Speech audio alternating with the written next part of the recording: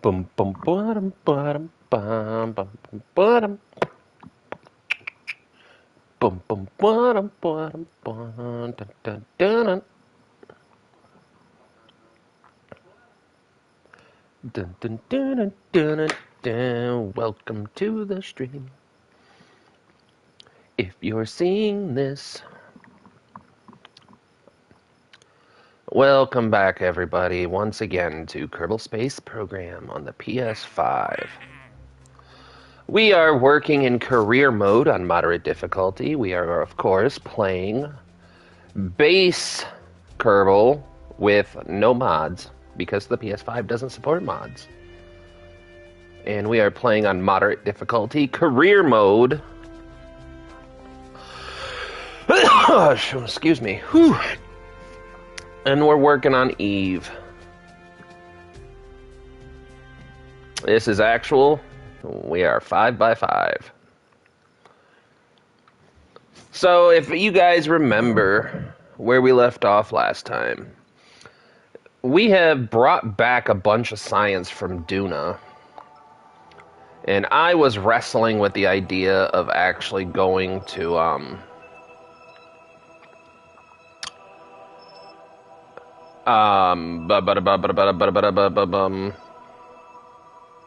Dres. But,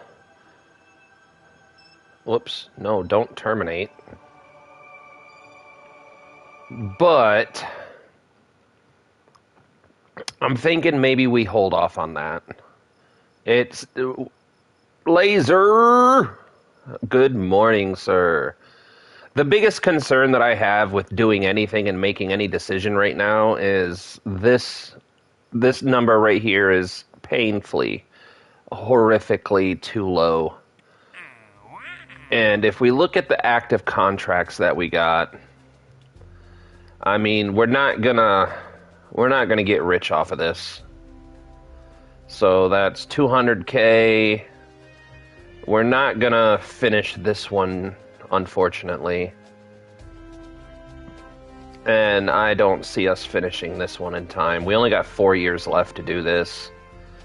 So I'm really gonna try to, we really need to try to pound out these contracts.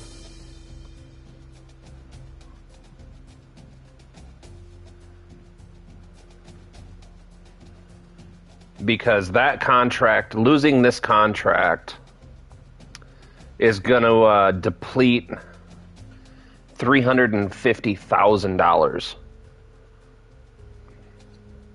So, give me a little bit, Laser. I'll jump on Discord with you, buddy. So I'm just going to pick up a couple of these super easy contracts.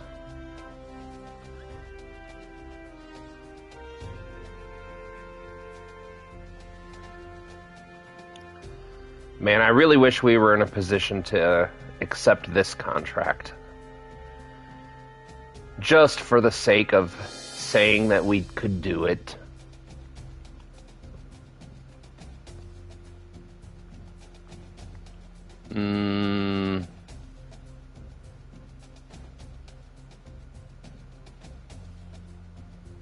I mean, that's an easy 70 grand. But I don't remember how much fuel the LTL-4 has over there, so we're going to hold off on them. And I don't know how much fuel that has in it, and it's only 40 grand, so it's kind of negligible. Alright, yeah, Laser, I'll jump in the Discord chat, buddy. Here, give me a second and I'll get it started. But just so you know, I don't want to be rude or anything at all.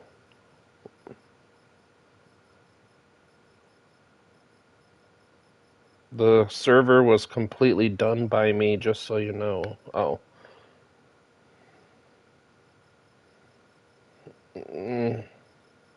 Okay, I'll check that out as soon as I get a chance, Laser. Uh, what is this? Oh, messages. Laser, got it. Alright, alright. What am I thinking here? Go here. And we'll just fire up KSP mission control. Oh man, how much battery do I have? I've only got 50% battery in my phone, so what I'm going to do is plug that in, and hopefully we'll be able to hear everything okay.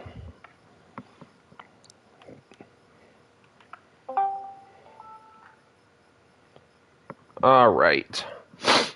Contracts. First things first. Let's just deorbit this.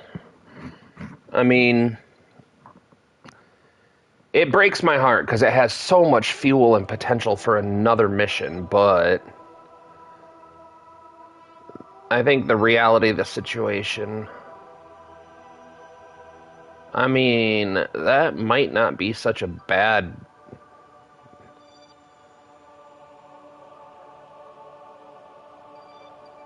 Yeah.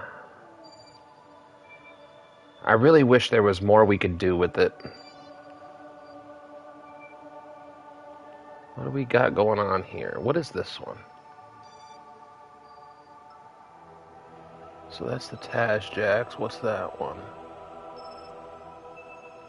Wait a minute.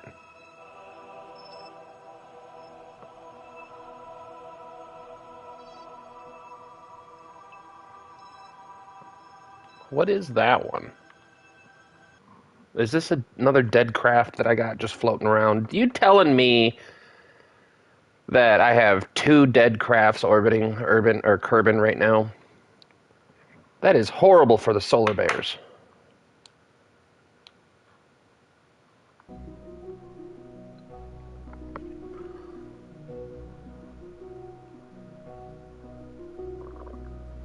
Well, this one we should be able to back to the budget missions, and we can build a new version if you need for... Well, eventually, someday, I would really like...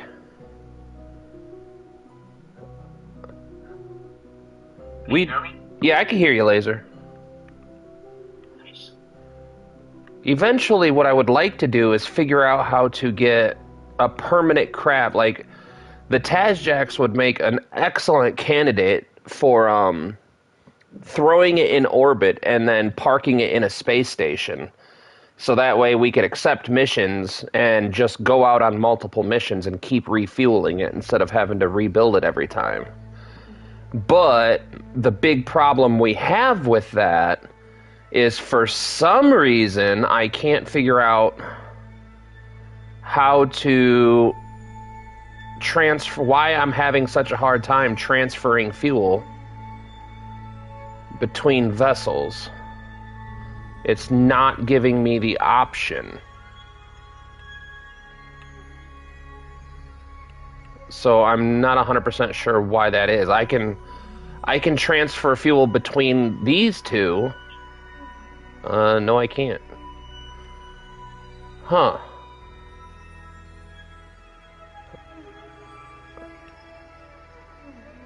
Well, this is weird. Why is it not letting me transfer fuel between... Ah, there it is. So yeah, I can transfer fuel between 2 of these points. But for some reason... Oh, wait a minute. Hold on. Is there a decoupler up here? Enable crossfeed. So now what happens if I... Hold on, there should be... Do we have another decoupler somewhere? Man, I thought I was onto something there. Hey man, I just wanted to show you something. What's up, bub? So, this is my second ever satellite. It's kind of wonky. You can see. Hold on. Oh, don't drop that. That's expensive. There we go. Oh, that's not wonky. It's beautiful. It's really just kind of a bunch of stuff like thrown together. I got thermal clean. No. Okay. So you put a bunch of these things and I actually like communicates with Earth because it's a really big orbit. It even communicates with my spacecraft and everything. Oh yeah, see, now you're getting to the point where excuse me, you're getting to the point where you're coming up on your next big what do you call it, learning curve, I guess. But Yeah. you have all the tools you need. And now it's just a matter of mastering those tools, really. So I unlocked a bunch of new stuff. Wait, how many do I have? Like 2 minutes? Yeah, about 3 minutes. I think it. So I want to show you what I have unlocked. So to open this one. This one is the rocket I am currently sending up to the moon. It's kind of overpowered because I have this booster, rocket engines. Yep. Like the skipper. Like the one I use right now, that I'm using right now. The poodle is, I'm not really using it that much because the skipper actually does a better job at doing everything I need to do. Yep, the skipper's a really good engine for it. I know, yeah. So I have 2 of these boosters, 4. And I'm just now sending this up to the moon. Do some research. Hell yeah. Now, I'm pretty sure once you get a little bit farther, you're going to start setting your sights. The next smart place that you can go is either you can go check out Gilly, which is a little bit closer and cheaper to get to, but Gilly has a super inclined orbit, so it's kind of tricky. Not really, but a little bit. And then, or you could set your sights out at Duna and do some Duna science. And the moon of Duna is called Ike, and that's another really easy place. It's a cheap place to land and take off. You only need, I would say, like about 500 meters per second in a lander, and you'd be able to land on Ike pretty easily and take off again. So right now I don't think I have the planet you're talking about.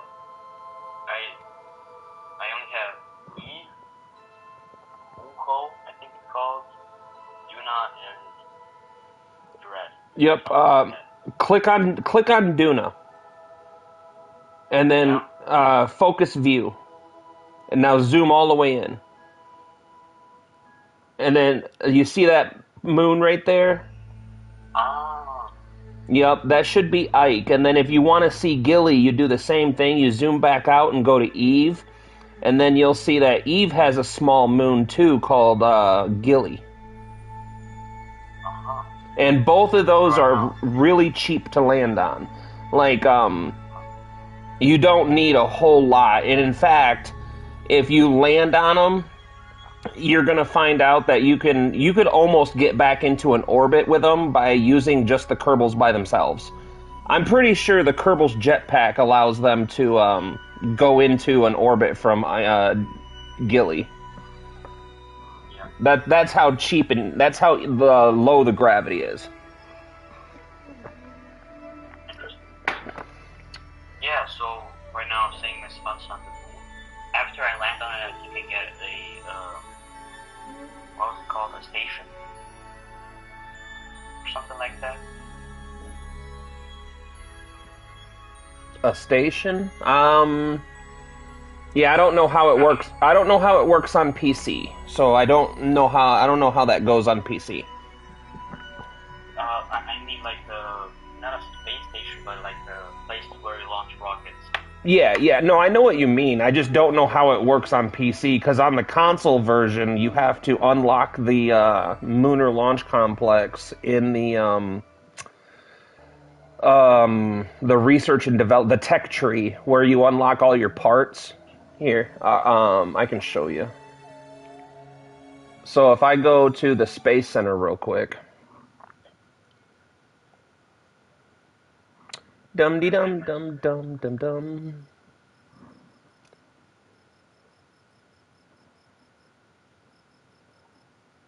Josiah, Oh crap! I should have already burst. Oh my god, I forgot. um, L1 plus circle to pin them and select in and out. Yeah, no, I know that, Luke, but my research and development center is fully upgraded. Hold on, what was I just doing? Um, Crap, I lost my train of thought here. I think I have a fully upgraded complex. I think everything's fully upgraded. Yeah, yep, everything's fully upgraded. Um, Josiah, dude, thanks for dropping in. I appreciate it. It's a work in progress. Wait till you see the Black Star. What did I come in? Oh, the R&D division. Yes. So if you look on my screen on the stream, this is where Yeah. in the tech tree. This is where I unlock the Lunar Launch Complex. It's near the end of the tech tree, down by the bottom. Yeah. One launch site. Yeah, I have to actually work for that one. I thought I just had to like land on uh moon on the moon. It might be How different. It might be different on PC. Keep in mind, the PC and the console version are they're really close to just being two separate games. so I may actually. I'm looking right now at the what's it called maneuver I'm trying to do to get to the moon, and I don't really like this one. Well, don't be afraid to hit the red X button on this. So you see where um to the right of the green line. You see how it has a little red X next to it. Yeah. If you're like, man, this maneuver's just not doing it for me, you can always click that red X and just start from scratch. Because sometimes you'll spend more time trying to tinker with a maneuver than you would just by starting over completely from scratch. I know, but this kind of seems wonky. So I enter the moon, so I encounter it, and then I just kind of go behind it. Like I can probably still make an orbit out of that, but I think it's gonna cost me more delta V. Yep, because what it is once you hit your apoapsis that's way out past the mun, you're going to start Yeah. accelerating back down. So the most efficient way to do it, where you're not wasting your DV, is by trying to get that apoapsis as close to your encounter as possible. It's it's tricky to do. It's often easier said than done, but my latest project is a fish-shaped space station with the mining equipment, and currently I'm trying to contract or complete a contract to park on asteroid. Oh man, Josiah, you enjoy punishment, don't you? You like it rough. I mean, I thought I was a masochist for trying to go to Eve with a space plane on career mode on moderate difficulty on a console, but I think you beat me, my friend. I think you beat me. Yeah, I don't know. There's got to be some part or something that I'm missing here that prevents the fuel flow, and I just don't know what it is. Let me see. Reaction wheels. Container, collect all. What's container? Oh, that's the remote guidance unit. I don't know what container means.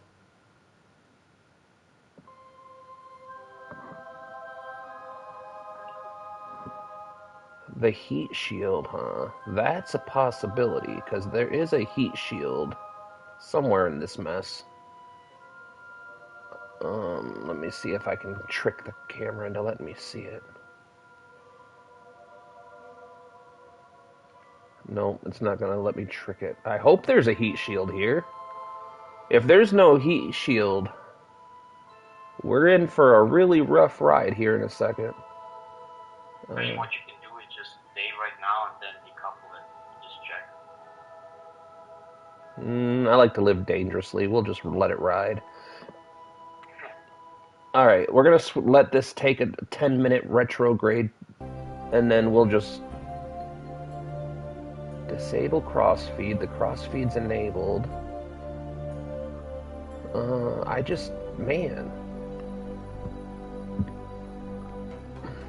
Because it lets me do it, so if I click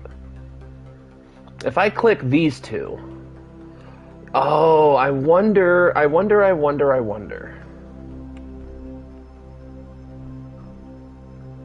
Nope, it's not the engine plate.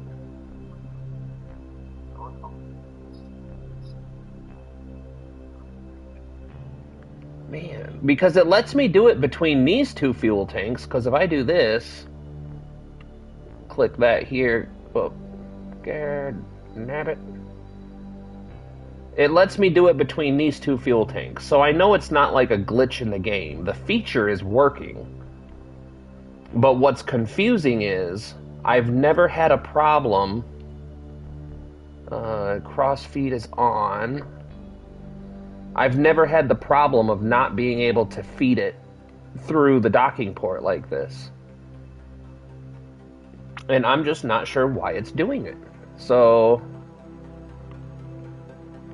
what we'll do is we'll time warp.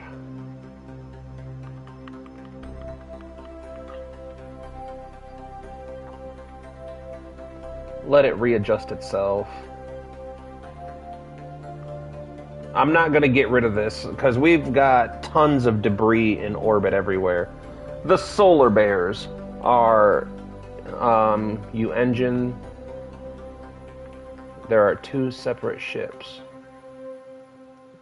Yeah, there's two separate ships, but there shouldn't be anything preventing them from transferring fuel to each other. Not that I can tell, anyway. Because there's no engine plate for the Wolfhound engine.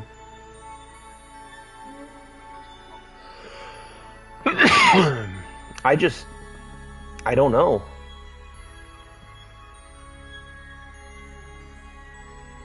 You can't transfer through the engine. Okay. So let's test that theory.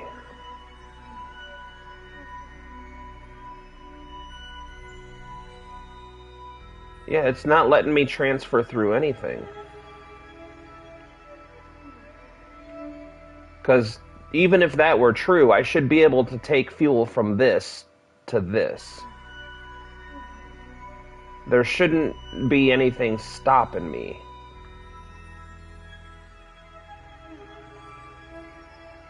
I don't know. Where did I hide?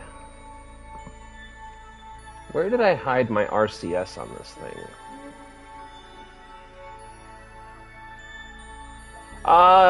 Josiah, the problem is on the console edition, you can't do EVA construction. It's not a feature that's offered in the game on console. PC Master Race, I know, but I do not own a PC currently, so even if I took old Bill here, there's no option to actually do EVA engineering or EVA building. It was just never a feature they put in the console edition.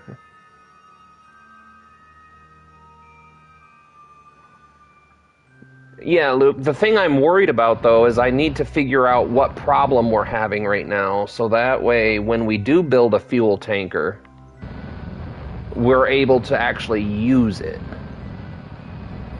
Because if it's a problem with how I built the rocket, I'm more than happy to fix that problem. but I don't know what to fix is the issue at the moment.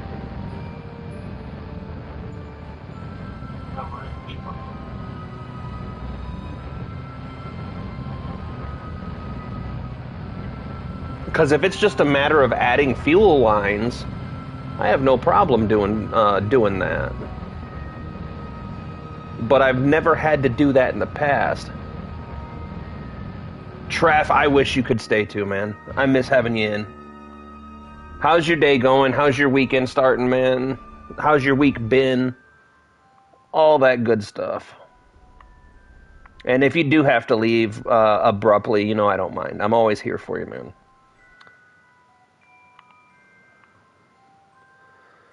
All right.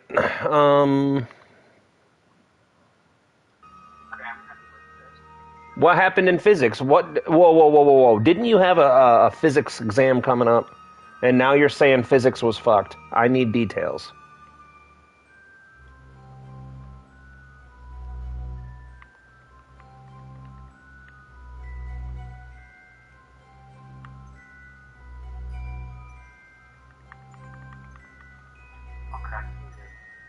I just have a question for you. Yep, what's up, bub?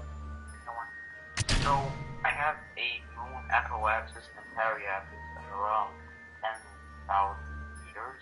Mm-hmm. Is that like a good height? Yeah. Yeah, no, that's perfect. I think if I remember correctly,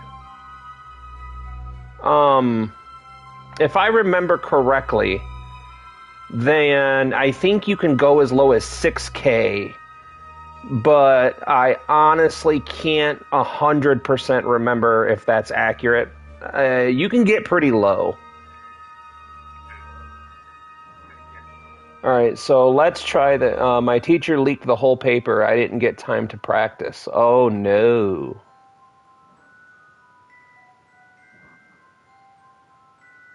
Oh, no.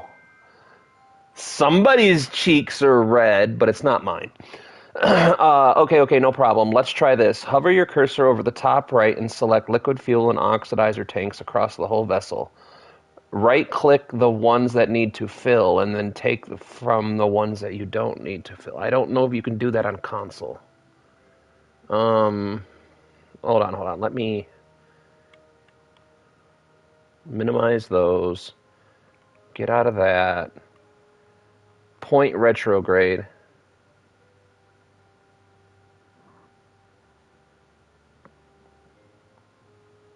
A pre-saved option rule. Okay, let's go check that out.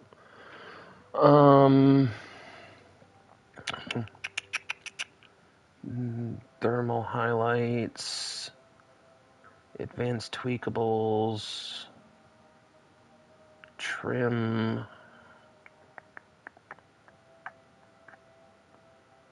Well, if there is, I don't know what it is. Alright, let's try this. Let's say liquid fuel.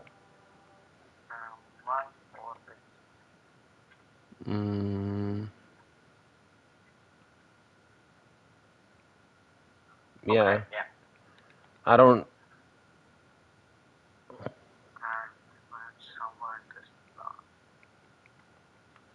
I can't even... I don't even know what right click... There it goes. Alright,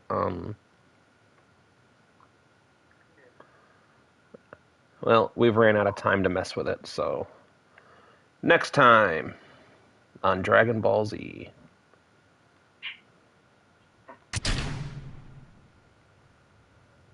Now we're going to find out if I have a heat shield. Wait, what mission are you doing again? Right now I'm just coming back. I was going to try to go do another mission since we had so much fuel left, but we're running into a funding problem, so we need to get contracts done.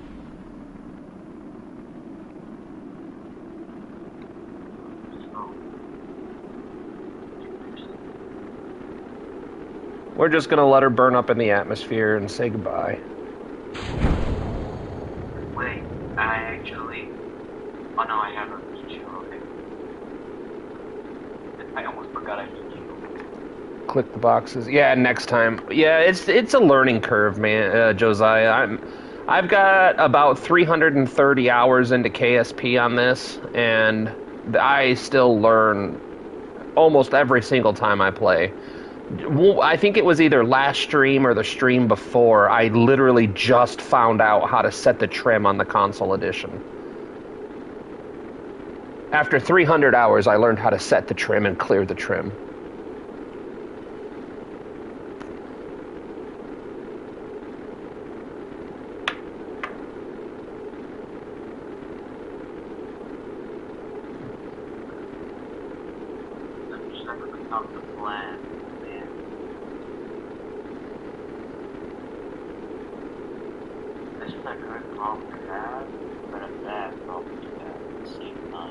What's that? So, I have a booster that has around 500 meters a second hooked up to me, but I was not supposed to have this booster. Alright, so, you're about to enter some pro tips here. You can use that booster to descend if you want. So what you do is just use it to kill off all of your horizontal velocity until you're falling straight down. Once you're falling straight down, if you're out of fuel on it, you can decouple it and let it fall and blow up. And then if you still have some fuel left, you can use it all the way until you get a relatively close distance to the ground. But the thing you have to try not to do is you want to decouple it high enough to where it will explode when it hits the ground. Because if you decouple it too low to the ground, it'll just fall down and then be in your way when you try to land.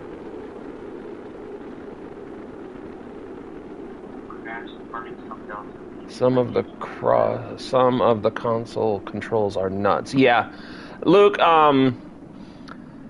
That's why I always say the best Kerblers on the market. Like, if you go into Matt Lowndes' YouTube channel, he bought a PS4 for the express purpose of playing Kerbal Space Program on the console, and he couldn't do it. He could not do it. So I don't feel so bad. I feel like I've gone farther on console edition than some of the masters that I look up to, which is a pretty good feeling.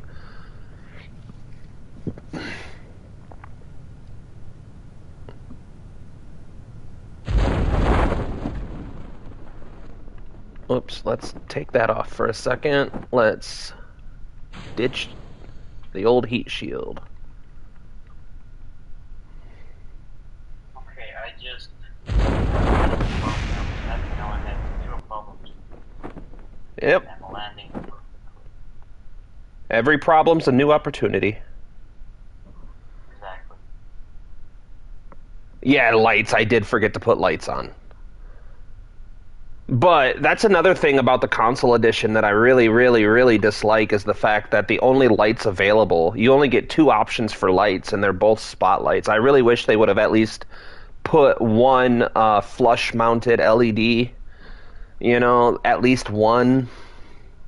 Well, I mean, I do have some lights that are like flush with the boosters. Yep, the PC version has a lot more parts options than the console. Just like once you get far enough in the game, you will have the option to do what's called EVA construction, which basically just means that you can add, move, and remove stuff from your spaceships while you're out in space. But there's rules, like I think they have to be less than a certain amount of weight. They can't be big parts. But, like, let's say you're like, oh, man, I forgot to put lights on my space station. All you got to do is bring up some extra lights and slap them on.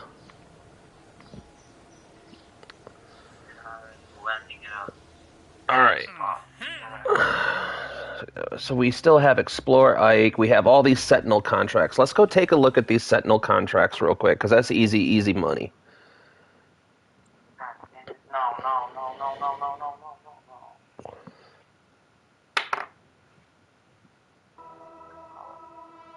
You're doing all right. Don't panic.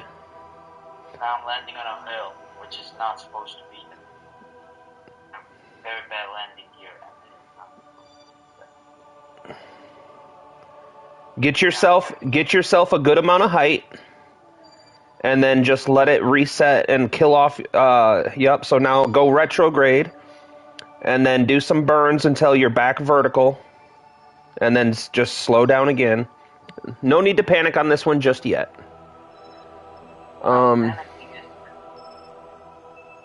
No, remember, Luke, we totally forgot to do the science. We had a full science.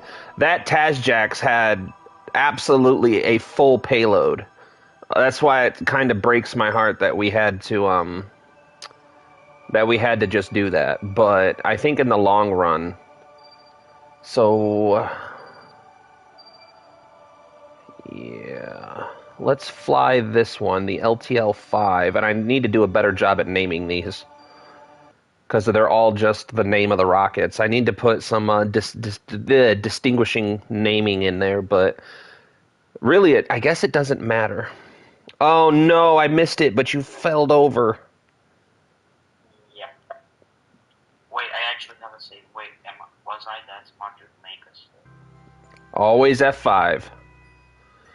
Alright, so Josiah, this is one of our master sats.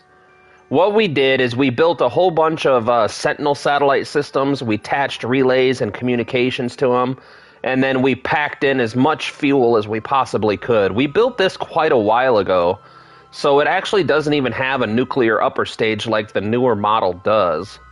But we've been using these to farm contracts out pretty hard, because all you have to do is accept the contract. Just an update, I actually did make a save, which was something smart I actually did. You're learning. Where did the contract go? Alright, I guess we'll just jump over to... Where is it? Right there.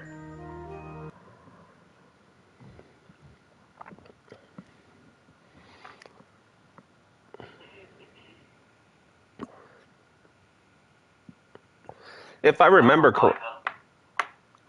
What's up? No, you go on.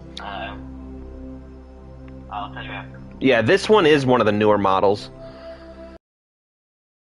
It's on this one for you. But this one, you can see, has the same... So, whenever I build satellites, I always try to think multi-purpose, Josiah. So, not only is this a Sentinel satellite system, but since it's going to be in an orbit anyway, I tacked on extra power, and I put these relay satellites on them, as well as communication satellites. So even once the fuel is dead out of these tanks and it's no longer viable as a Sentinel satellite system, like a movable Sentinel satellite, it's going to function as a floating relay just in a random orbit. Alright, so... Oh, this one already has the maneuver built in. This one already has the maneuver built in for this. Alright. But the maneuver doesn't get us where we're trying to go. Oh, it's because I'm 7 years past the maneuver. That would explain it. 1, 2, 3, 4, 5, 6, 7, 8, 9, 10, 11. Okay, that's not going to work. Alright, so we're not going to get anywhere by just reusing the same maneuver. Unfortunate. Is there any point that's salvageable here?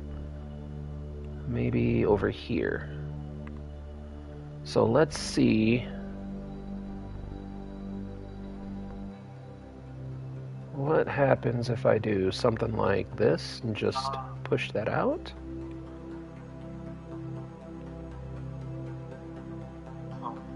Will that get me where I need to go? Probably not. What if I do... Whoop, wrong direction. Wait,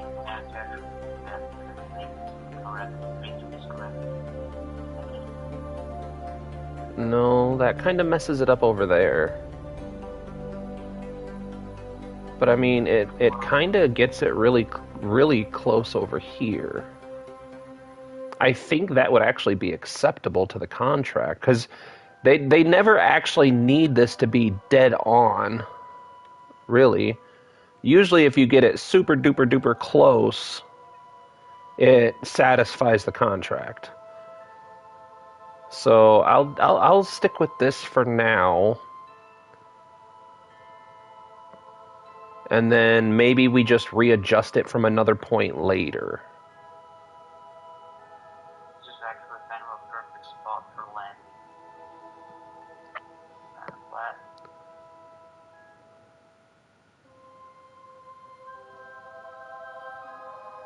And this is why I love these contracts, because now we're going to complete this contract before we even get set up for this contract.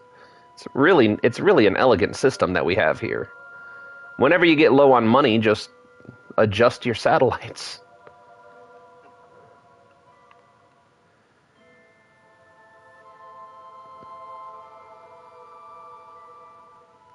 When are you gonna play Kerbal Space Program again? Probably next Saturday. I don't know. I got to readjust how we do lives, because I fall into the trap where I'm like, I love Kerbal. I want to play Kerbal. But we also have Cyberpunk, so I feel bad for the people that come in to watch Cyberpunk, and I haven't played Cyberpunk in like 3 weeks now. I really want to get it done so that way we don't have to worry so much about it. I do enjoy the game. It's a really great game. But I'm just really hyped on Kerbal right now because we have a lot of good stuff going for us. See? It's gonna be a perfect landing right here. I believe in you. You're too fast. Too fast. Go slow down. You're gonna kill us all. No, I'm just kidding. I'm just kidding. Don't panic. Perfect landing. Gorgeous. Just gorgeous. I don't like how it's leaning. That's just how the landing gear works. Yeah, it's because you're on such a hard slope. Yeah. I mean, there's not really flat spaces to land on the moon. Yeah, they're very few and far between. Here. So, just in this amount of time, we've completed 1 contract, 2 contracts, and we're working on 3 contracts. This one I gotta figure out where it's at. Is it this? I'm pretty sure it's this blue line. But if I switch, let's try something here. We're not gonna time warp. We're not gonna get time warp happy. Something else they have to deviate.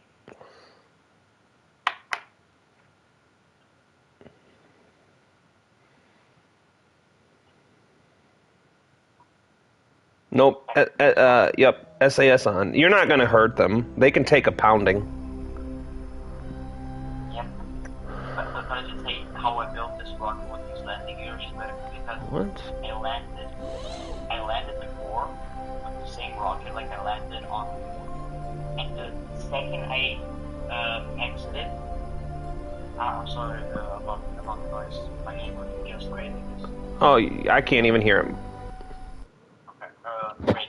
So what happened was I landed the rocket, and the second I exited, so the second I deviate, the rocket just hit.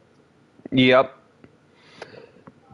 And that was so annoying to deal with. Oh, it happens. Trust me. And the last time I saved on that run, which was run number 2, this is run number 3. When that happened, that was the last time I saved was in orbit of Kerbin, which meant I had to do literally half of the things again. By the way, since you're talking about it, don't forget F5. Yeah, I'm just gonna do that right now. I'm just doing all the science first because if I do something, I have to do all the science again, which I don't want. So.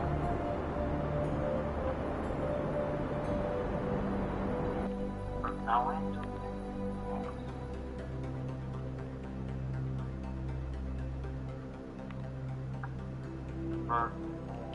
Alright, so now what we're doing is we're just Yeah, you have, Luke, because you're the reason I'm save happy. Like, don't get me wrong, I always knew that you should save often, but it always escaped.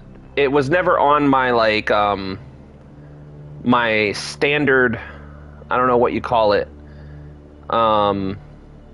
flight procedures, I guess. No, I don't like how that's happening. It's moving us away from that side. Oh. Yeah, it was never really as much integrated into my standard operating procedure as it should have been. But you can see here, Josiah, that all these satellites, every single satellite that I've put into an orbit, they all have relays.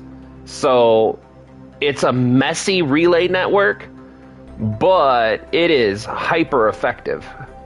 We haven't lost coverage since we started this relay network.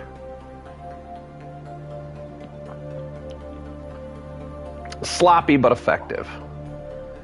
Okay, it's gonna be really stressful. I saved, but I have 1,200 delta V, and I don't think I'm gonna make it back to Kerbin. Oh yeah, you can do it back to Kerbin. As soon as you launch, so on the Mun, the best way to do it is when you launch, orient yourself to about hold on a second, let me do this to where I can see better. So you want to orient yourself 90 degrees at about let me see, what is this here? That's 30 degrees. I would say about a 60 degree. So, like, do you you want your heading to be about as close to 90 degrees as you can get, and then put your nose somewhere between 40 and 70 degrees as a inclination. When your apoapsis hits 10,000, then just point your nose to 90 degrees. 90 by 90, so your heading is 90 degrees and your inclination is 90 degrees, and just worry about picking up speed. As soon as your periapsis hits anywhere above like 8 to 10,000 meters, you can shut your engines off and be just fine. You're gonna stay in orbit. You're not gonna crash anywhere. Yeah, it's safe, so I'm not really that worried, but I'm still worried. Oh yeah, it's always kind of a stressful thing. Wait, actually, good thing I catch. I actually catch this. Actually, okay. I'm ready. Do it. Do it. Commit. Oh, okay. I'm. Okay, let's just do this now. Come on. Yep, now just keep an eye on your apoapsis, because you don't want that to go out of control. Oh, it already did. Yep, so now just coast. Just coast all the way up to your apoapsis, and when you get to about T-minus 20 seconds to apoapsis, you start your burn again to raise your periapsis, and you'll be golden. Yeah.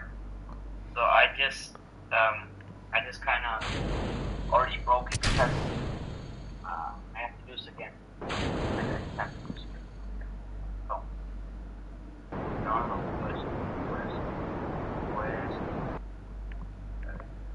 Alright, so now where are we sitting at with this?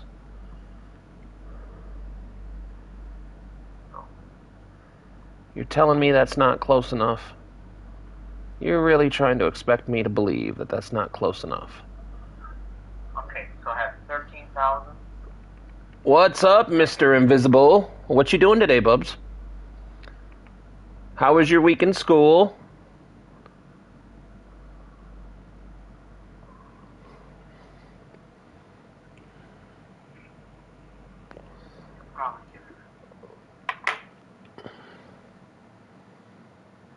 I mean, it's off a little bit, but usually that's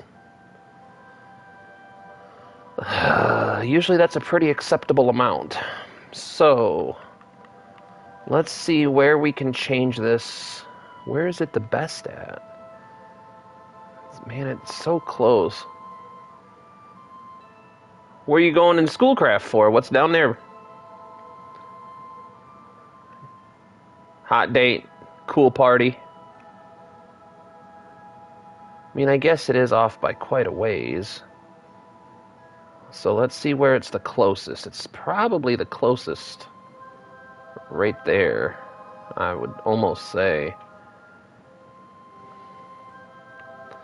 So let's add that maneuver. Oh man, that's pretty far. Oh, B&G discount. That's a good place to go. All right, so I could spend some money at B&G.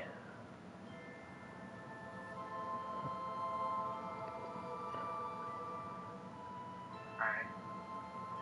So, just come on. One. Yep. Come on. Whoops. Come on. 7,000. Parry access is 7,000. Does that seem good enough? Yeah, that should be fine. I think 6,000 is the terrain limit for the Mun. Like, I'm gonna hate myself if I'm wrong for giving you such bad advice, but I think it's 6,000. Yeah, you're right, it is 6,000. I'm looking at it right now through the map and it's not gonna hit anything. Because it's like just above the crater. Yeah. As I see. Yeah, it's just, I don't know if you can see this on your phone. Because of like just the lighting of it. There's just a big crater here. Which I don't. Yeah, I'm not like worried or anything. Yep. Just remember, you could always revert back to your last save too. So, how's Valentine's Day going? You see it, Bubba. The boys are at their grandma's. Nova's at her dad's.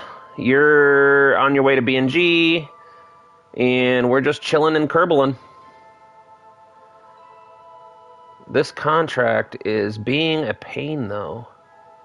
I guess that's good.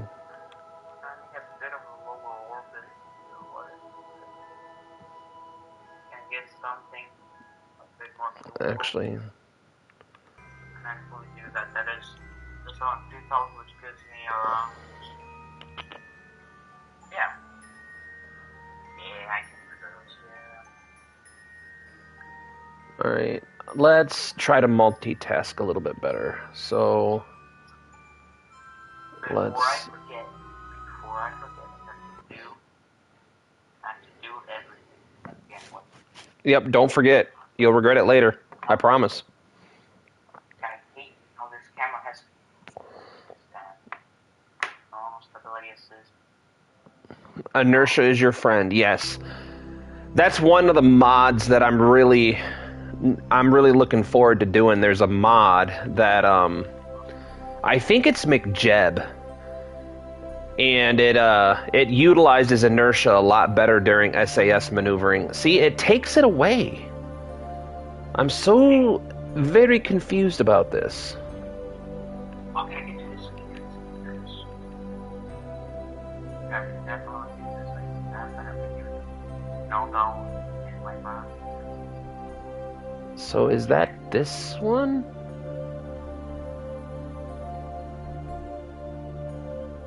So after this, I'm gonna just send a bunch of satellites out into curve and orbit. Make curve, yeah. I'm just gonna send a bunch of satellites into curve. Just get full coverage of everything.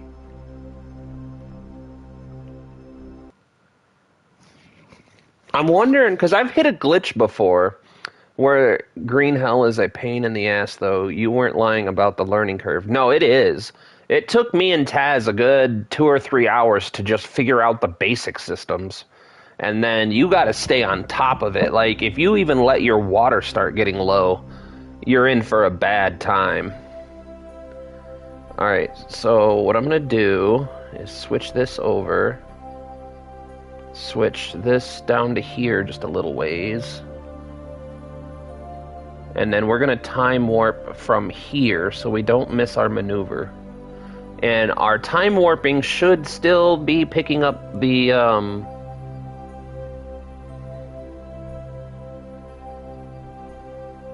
Perfect. I get a good one. I got.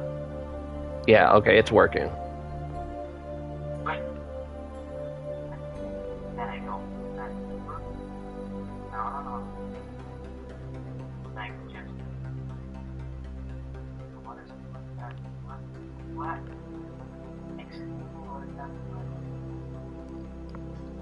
Yeah, but I love survival games, Bubba's. I mean, survival games are some of my favorite games.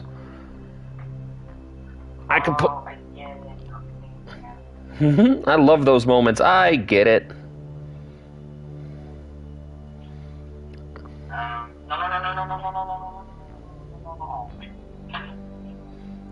It's all right. You're still in good shape. Are you trying to get back to Kerbin right now? Is that the goal? Yeah. All you got to do is click retrograde. Yeah, I understand that, but I just got like a few seconds ago. The game was telling me if I do a whole like orbit, I will get back into the low orbit. Yeah, it's because your orbital path, the blue line, is still within the Mun's gravity. So if you point retrograde right now, you don't have to set up a maneuver. Just point retrograde and do a burn, and you'll drop into Kerbin. You'll slowly get down into Kerbin's atmosphere before you hit the. But right now it's not showing me that I will enter the Mun's orbit, which is fine, and I will do the retrograde burn at the equaxis, so I don't lose that much. So I then get to use all of my. I see what you're. Yep. Yeah, this is kind of. I may have to do this at the carry axis, which is not ideal, but it's doable.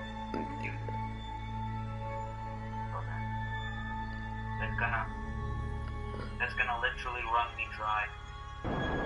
As long as you hit the atmosphere, that's perfectly acceptable. Yeah, I'm gonna hit the atmosphere. This is perfect. The game is working perfectly for me. Wait, almost forgot something that is so important. Yeah, it's fine. I have a date over. All right, I think that should be. I have to do an EVA. Just take all of the signs with me. Yep, don't forget that part. Forgetting that part would well and truly suck. All right. Wait, I have to save. All right, bub. Good luck. Have fun going shopping. B&G discount, dude. I could easily spend like $4,000 there. There's so much crap they have. For anybody who, go ahead. No, please. I interrupted you. No, you're all good, dude. I was just invisible in the chat. He's my oldest son. He's going to be 17 this year, and he's going to a place called B&G Discount, which is a consignment store where you can get all kinds of cool stuff. You can get tools, air compressors, generators, gloves, glasses, clothes. They're pretty cheap about it. Like it's cheap stuff. It's good stuff though. All right. It's a misunderstanding because I thought you said B&G. Oh no, B as in Bravo, and then the letter N as in November, and then G as in golf. So it's just B&G Discount. Oh. Yeah, I just heard it as B&G. All right, so. I had it, but I didn't understand it. It was much more complex than this, or something like. Yeah, I understand. All right, so we have to go back to Ike anyway. So I mean. No, not for me. Here. No, I want to take the. No, I don't want to. Why can't I take the science from a science junior? It just says conduct material study, basically. Alright, so I mean, we could gain a good amount of money by doing this,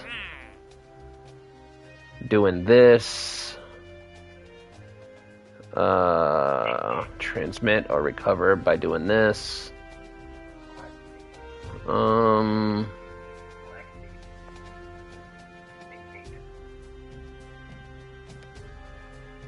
But after we finish this group of contracts, yeah, he said, "Don't lie, Luke. You know you mean tasting." So, I think if we do these contracts real quick, and I mean real quick, like it's not going to take an hour, we have a respectable amount of money now. We can restart our research and development on the Black Star. So, why can't I get the data from the Science Junior? Are you close enough to it? Yeah, I was definitely. Wait, I'm gonna try again. I think it was a bug or something. It could have been. So, open. Because I did it before. I definitely did it before when I was on the. Yeah. Wait. Let me get you. Collect data. There you go. You might have just been a little bit too far away. Because sometimes it's really... Maybe, but I was definitely on it. So, close this. Alright, so let's put some lights on here for Luke real quick. And now, let's do two-way symmetry.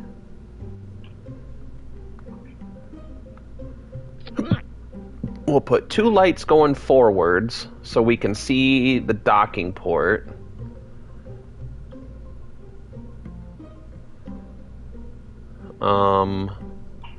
We'll put two more lights right here so we can see the docking ports.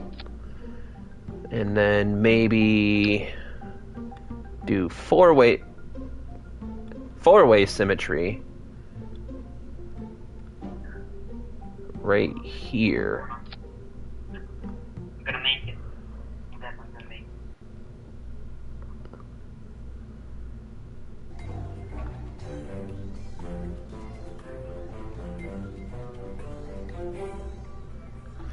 Now, the next thing I needed to take a look at, this staging,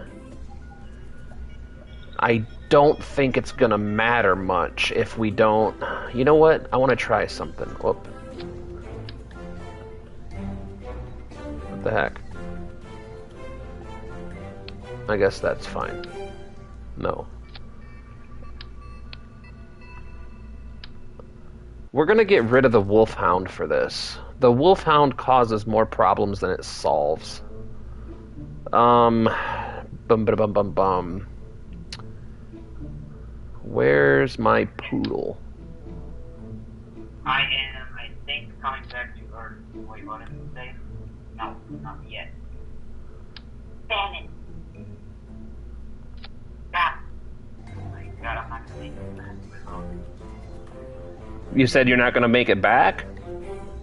Yeah, I'm not gonna make it back if I resume this.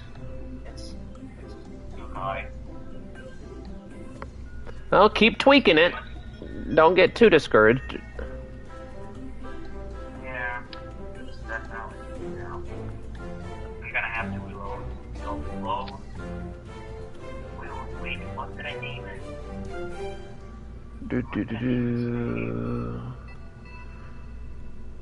The LT-2s. That's what those are. Yeah. I definitely have enough fuel. I have more than enough fuel. Alright. Happening right now. We don't need this for this mission. I don't think we're going to Duno. Were we? No, I think we're just going to Ike. Yeah, so we don't need the heat shield for this. And then the asparagus staging situation here. Alright, let's... this goes in here. This goes in here, so... I think we're going to have to figure out the asparagus staging in flight, because trying to figure it out with the whole vessel is going to be a mess. Can you put the legs on the rockets and not the center? Oh, you can, but the problem is these are set up for asparagus staging, so once we lose them... I mean, we're just going to Ike, so technically we could get rid of the external boosters and not have a single problem. Oh, no. Oh, no. Yeah, I'm definitely... We could get rid of the parachutes. I mean, we could theoretically get rid of a lot of stuff.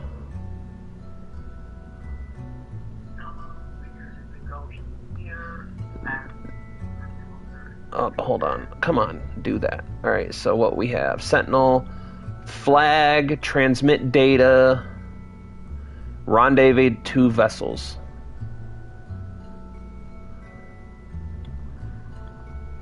So, I mean, technically, this should work. Because I could, again, it's Ike. I could get rid of these external boosters 100%. And it's Ike. I mean, we could probably use RCS to land on Ike and be fine. The only reason I'm leaving them on is because I really want to get it dialed in. 20 legs, not 4. I mean, it wouldn't. I don't think that would make a whole lot of difference in the matter. I mean, we can.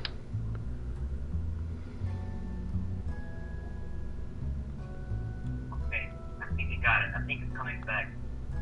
Plan has changed. The plan is still inactive.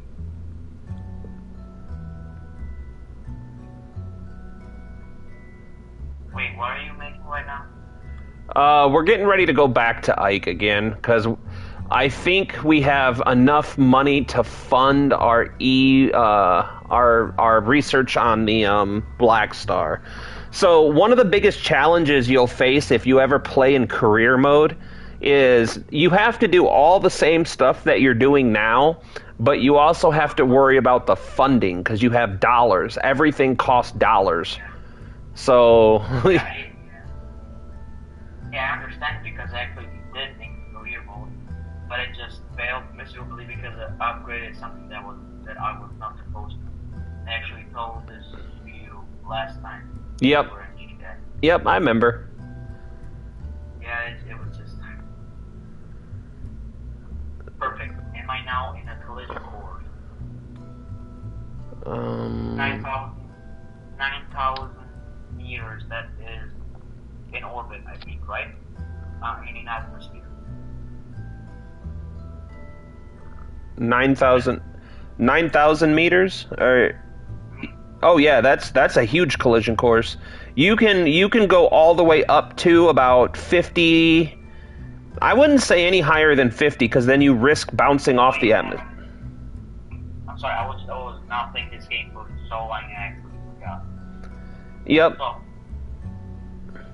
now this is warp. Wait, what next maneuver? There is no next maneuver. Warp speed. Bravo to myself. I did something. I don't know. See, I don't know that this would fix the problem. Oh, you jackwagon. Come on now. Grab the fuel line. Thank you. Great. I just want to make sure that I'm entering the atmosphere. So that's not going below. Yeah, that's not.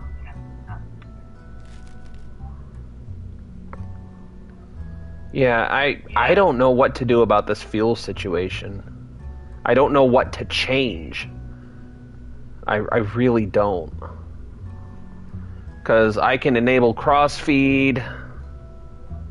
Enable crossfeed, yes. Do these have to move, maybe? I don't know. From what I understand, this should work. There should be no reason that we can't send fuel between these two crafts. No, are you joking? My heat shield is breaking. Open up your top right, where it showed all the way top right to all the way to the right. You see the list of stuff over there? Up, up, up, Yeah. up. Go up one. Right there, right? Up. Go up. Here? Yep. There. The green lines. Do you see the green lines on one of those? That one. Yeah. Do you see where it says AB or abrasive material? Oh, never mind, actually, I'm not breaking. Yeah. Your heat shield is designed to break. So as long as you have abrasive material left over, you should be safe. Oh, okay. Wait, who? No, you had a shield.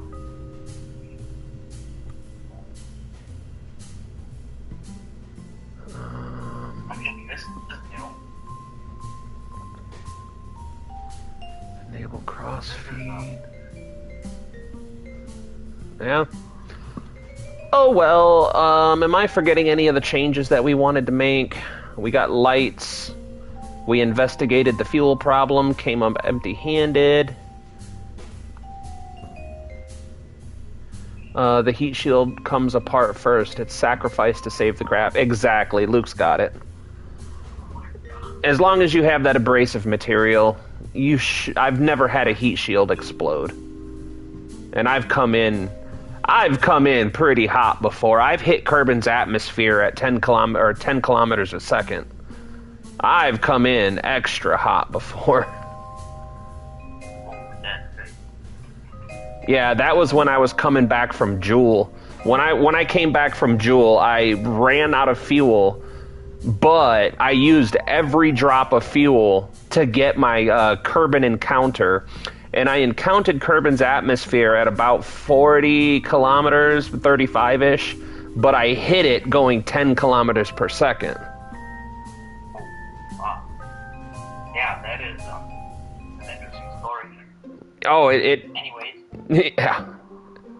Back home. Go ahead. No, I was about to say, you're back home in the desert. Do a crew report. Have you ever been to the desert before? No, but I actually already did a crew report in space. I don't think I can do it. Yeah, you can. Yeah. No, it's. All right. Click cancel. Go EVA. EVA.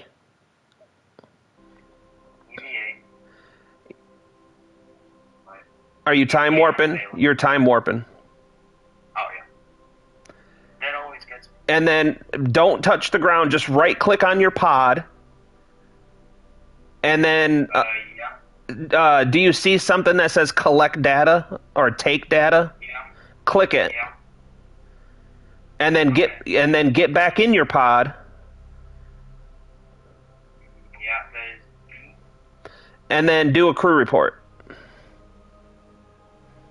Okay. Yep, you've already got it. Okay. Now, I'm going to get. I'm going to get from this whole mission.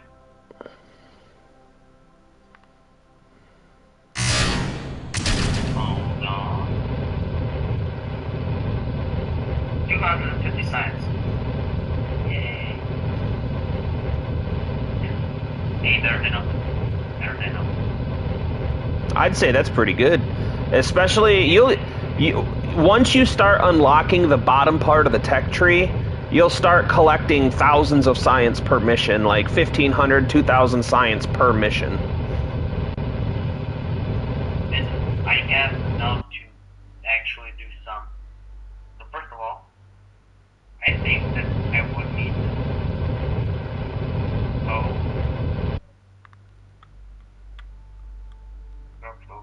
Yeah. So this one is just like free at this point. Then I can unlock one.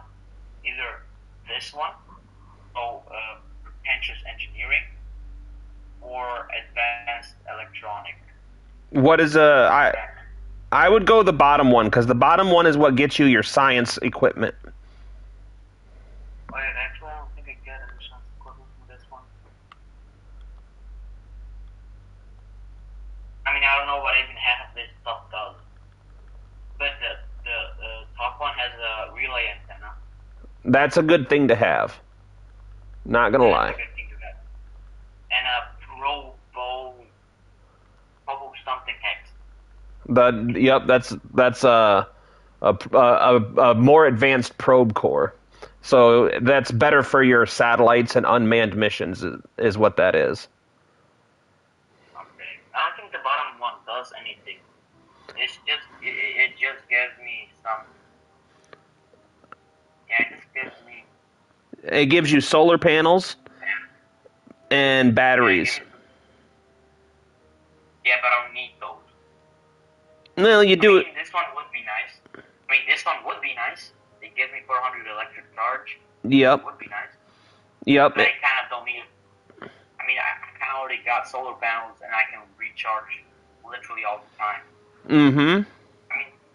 Just put 2 of these down, and I have the same thing. So. Yep. Now go down to the bottom one, and then. Wait a minute, you're kind of breaking. Say again. Go to the bottom one again, but then go to the right one. So go right to one more. That one is what does that give you? So it gives me a robo valid sec or something. So like a panel.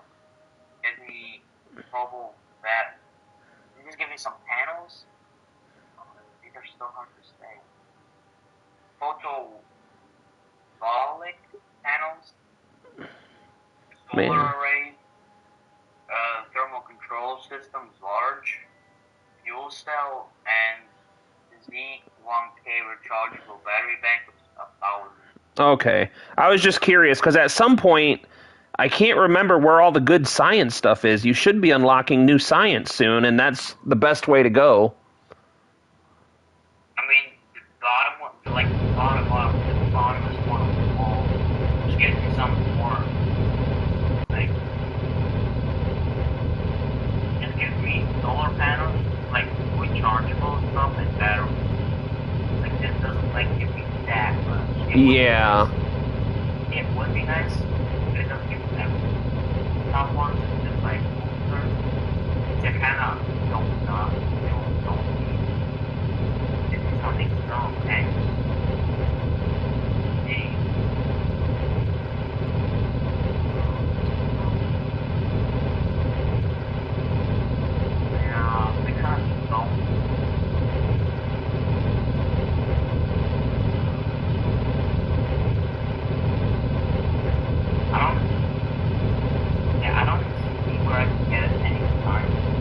I don't remember where it's at. Hold on. Let me go look at my tech.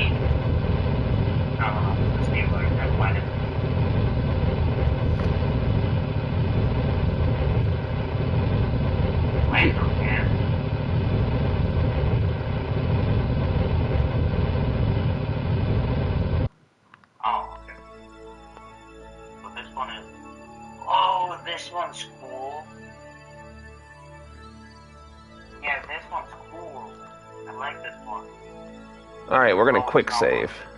We're going to go take a look at the Space Center real quick, because I need to see where the good science unlocks, because I swear, the hard part here is I don't know all the differences between the console and the PC. That's really the hardest part, because there's a bunch of key differences. Right now, I'm just looking to where I can get the moon base right now. I don't see where that can. As far as I understand, the Lunar Launch Complex may only be for the console version. That's what I thought. Maybe. I don't think I get anything from this. So right now, I have the electronics, multi-auralization or something like that. Space exploration, control, aviation, general construction, fuel systems, propulsion system, and heavy rockets. Where? Now I'm... Hold on, this is a processing lab. This actually might be good. Mobile processing lab. Yeah, that's a really good one. That basically triples all your science and stuff. Thank you for saying that, because I mean, I need to go check on the science station we have in orbit around Eve right now. I haven't checked on them in a minute. I also got a mobility enhancer. I don't know what that is. It's a ladder. Oh. Yeah, it's funny how they worded it, but it's a foldable ladder. Oh, okay. Cargo storage unit. When you want to bring everything in the kitchen sink, this is the storage unit for you, capable of transporting any for different cargo items or small hours worth of goods. And horses and colony do not hide. Okay.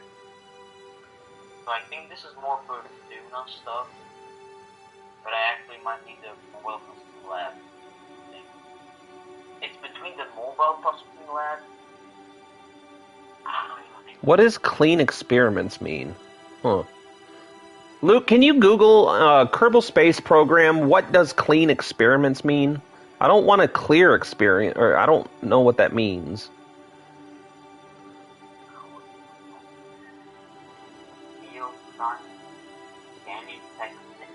I don't know what you unlock. I can unlock only one of them. I can unlock only one, but they are very good. The decisions are real.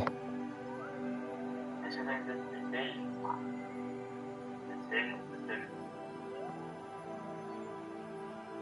I'm kind of leaning to the mobile processing lab, honestly. Yeah, it's a good choice. It's between either that or the relay antenna, the probe tech.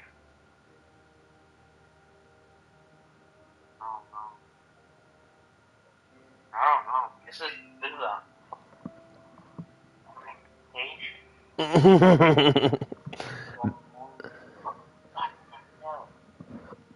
they have to use so words for so simple things. Just not bro. Alright, so we got almost all the science. I really want to know what that clean CurbNet access level up crew. Wait, if I get advanced exploration, like the mobile processing lab, I can then add the surface scanning module. Yep, that's I think what Luke said. Yep. Yeah. And it says it resets the bay to functional state without.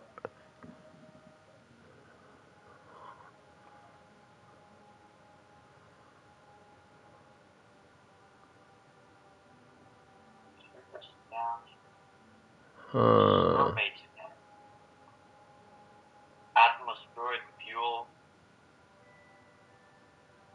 So I just get a telescope, surface scanning module, a survey scanner, which is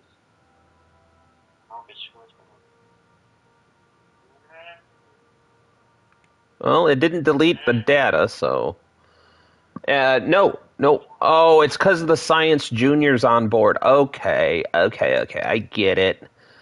I get it. All right. Oh my god! If I do this, I get so much better stuff. It's not at the bottom, but yeah, advanced science tech is what you meant. Yup. Because that's where everybody has their own way of doing things, but me, I try to unlock as much science equipment as possible because more science is more power.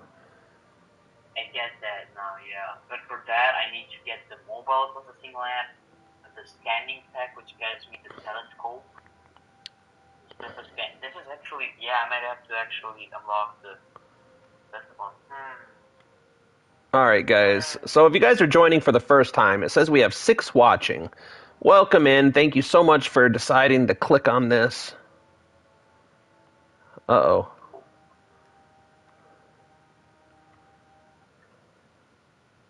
So yeah, advanced exploration. I just realized we might be in a little bit of trub. I think we re-entered the Mun's atmosphere, or the Mun's sphere of influence. Which is okay. I mean, it's not the worst thing that could possibly happen right now. Dude, there are such good things. Alright, what is going on with our orbit here?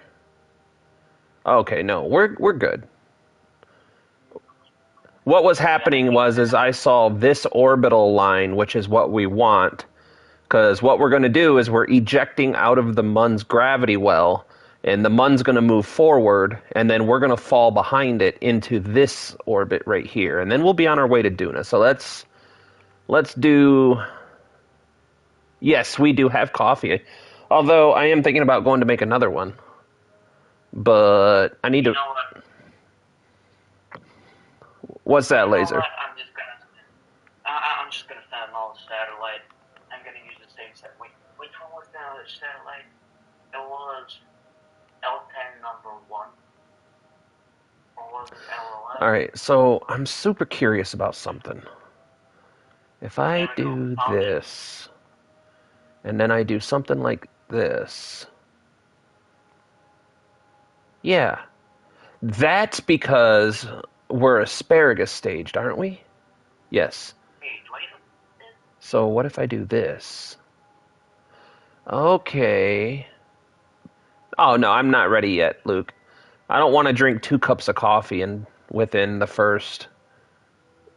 Yeah, it's only been like 20 minutes since I finished my first cup. If I make another cup right now, then you're going to see, like, Hammy.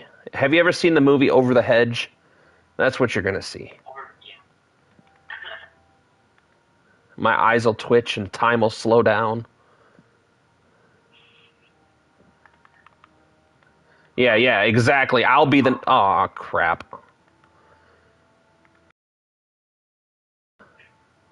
Hey man, I just have a question real quick. Yep. Don't mind.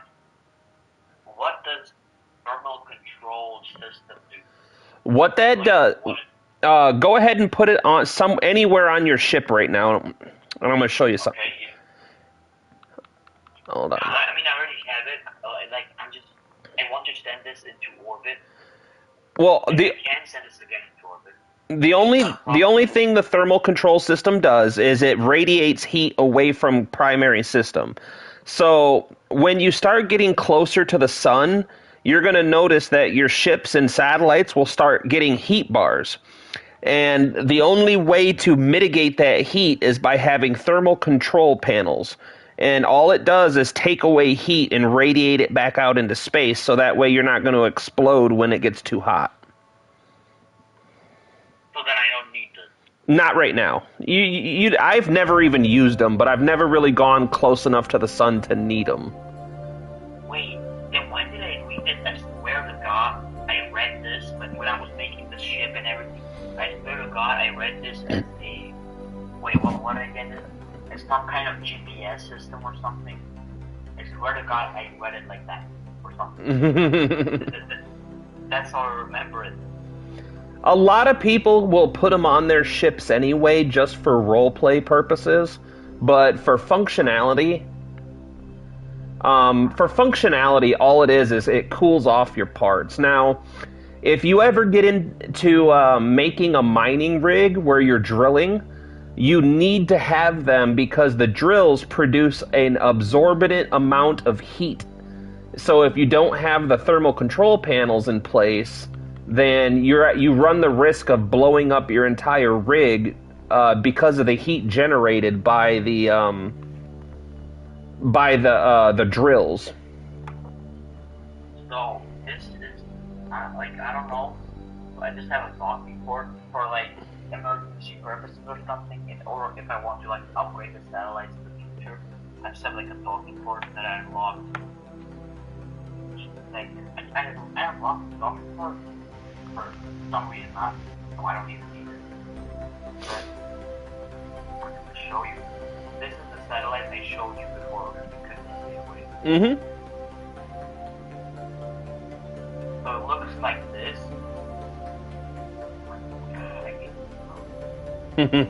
So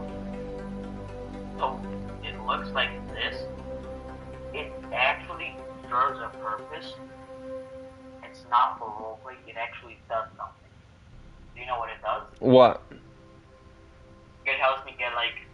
So right now, wait, I'm just gonna show you. Wait. No, don't say. I don't know. I'm gonna show you real quick. So this is the one that I'm talking about.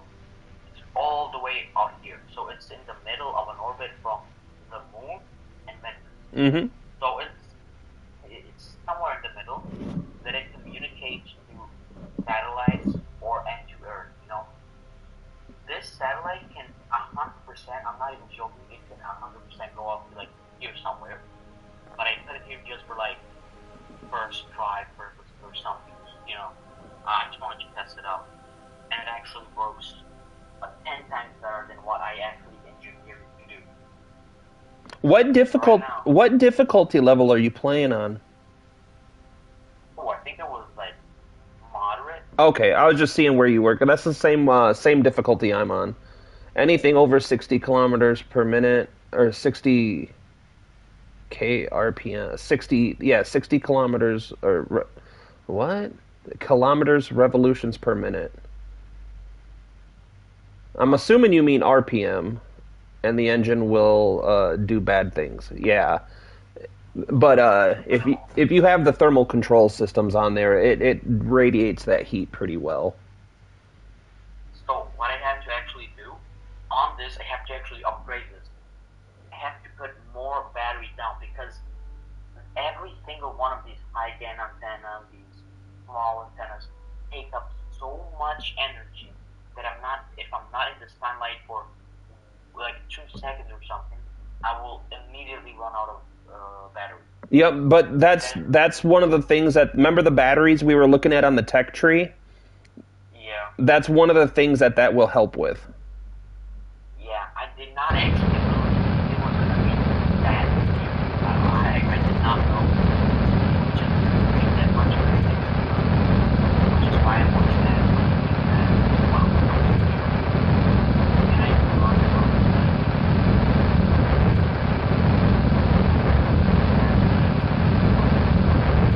what is like.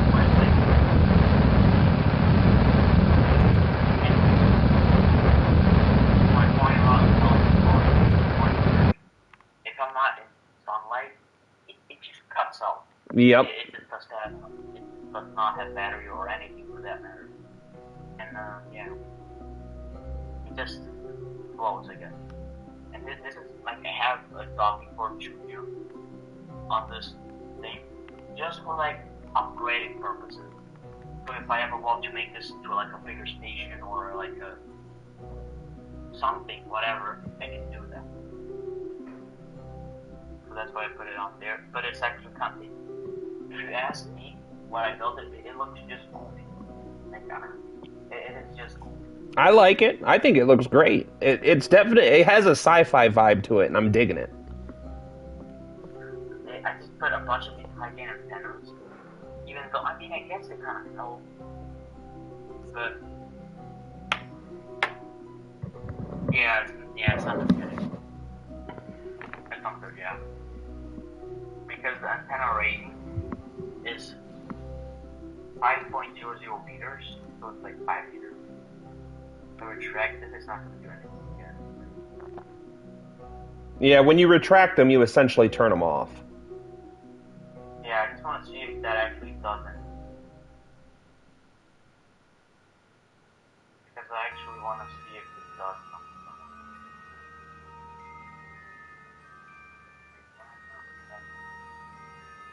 I'm not retracting. Did you lose signal? Oh, I was going to say, did you lose signal?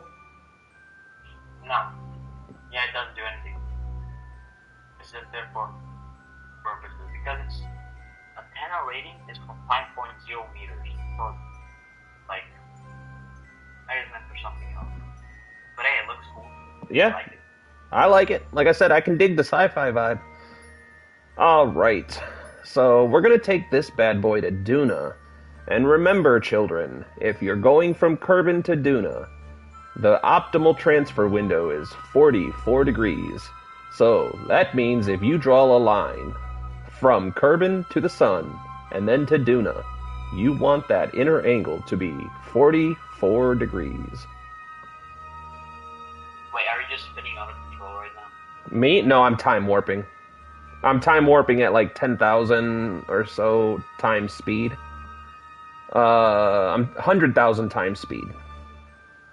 Oh, I'm just looking at your like globe in the middle, and I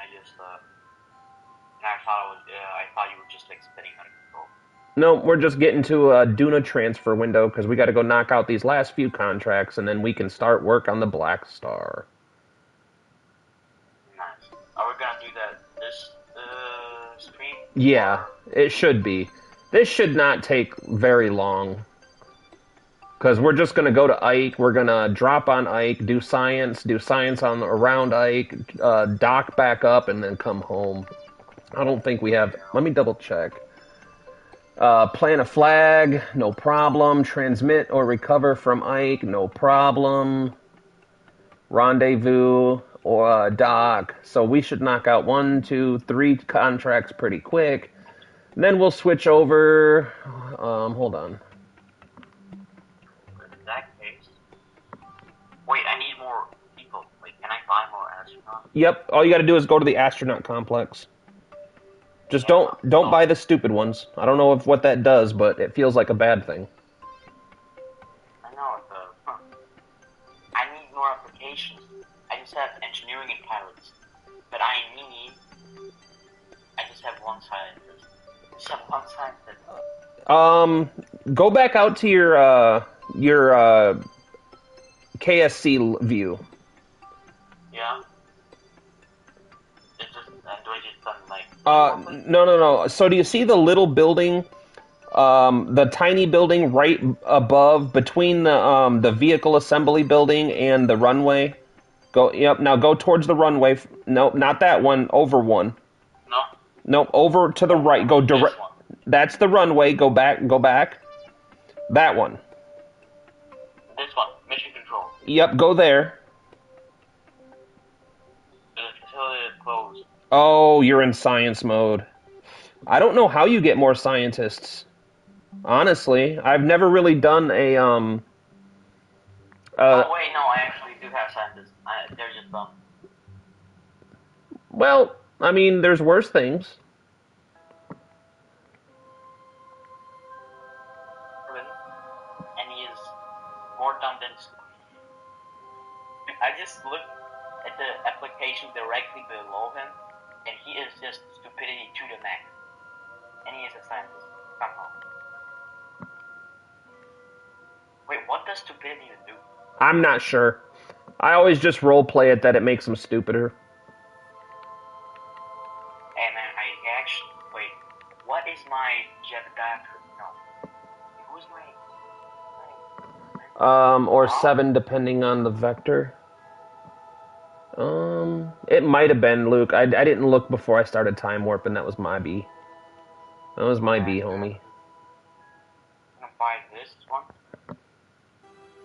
I actually gonna have pilot, engineer, pilot. Wait, what does the engineer do? The engineer is your builder. So if you need to repack parachutes or make any changes to your craft, your engineer is going to be responsible for that. Okay, so then I just need one of them. I don't need more, right? It depends on how many missions you have and how many times you kill them, but for the most part. Great. Wait, now I have to go to research and development. Then I'm going to upgrade. No, not this one. This one. The mobile processing lab and the mobility enhancer. I don't know what that does, but it doesn't really matter. Wait, which one? The mobility enhancer or the processing lab? The mobility enhancer. It's a ladder. It's all it is so... Oh, yeah. I already forgot. My bad. No, you're good. Fuel, okay. Yeah. I think I'm gonna... I am wasting 160 science just because of the mobile processing unit. Because it is just that critical in my state right now. Because then I get the scanning tech, honestly.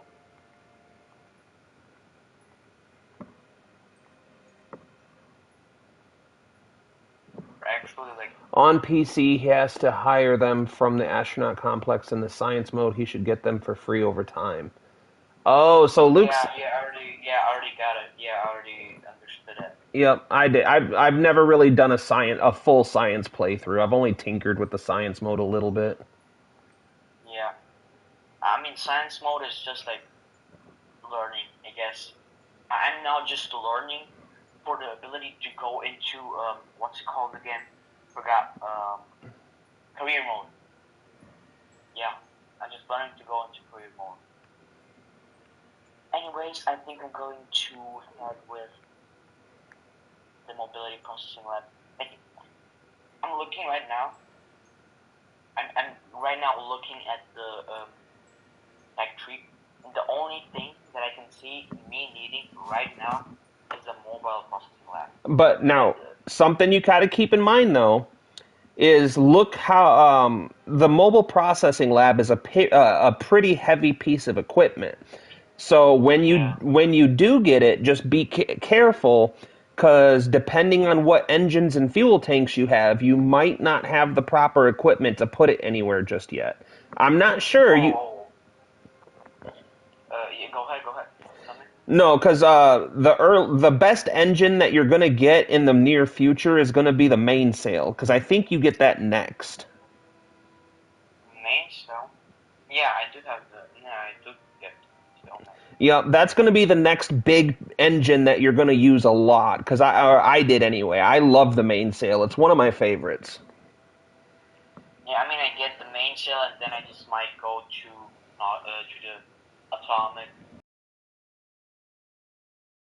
Atomic engine, you have to unlock the mainsail. So do you see how there's two lines? Yeah, I see. So either the fuel system, which I kind of. I You mean, I kind of do need it, but I kind of don't. you need to At the get same time. you need both of them in order to unlock the atomic engine. Really? Mm-hmm. I thought I just need one of them. Nope. So like, Yep, for the atomic engine, I think you need both. really? I swear to God, I can. Now, another thing you can do is you can build a satellite with a Science Junior and all your science experiments, and you can send it to Duna or Eve, and you can collect a bunch of science from there and transmit it back if you have the range for it. I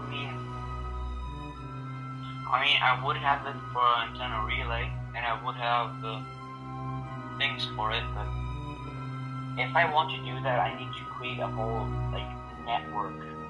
I need to do everything again, which I think does make sense. Yep. But if I transmit it, then like I'm not gonna get the full amount, which is kind of bugging me right now. No, you won't, but you'll get what it'll do is it'll give you enough science points to unlock more equipment, so that way you can send Kerbals to get the rest of it. Yeah, I guess so. You put it on the God's Eye. Are you talking about the science platform, the science module?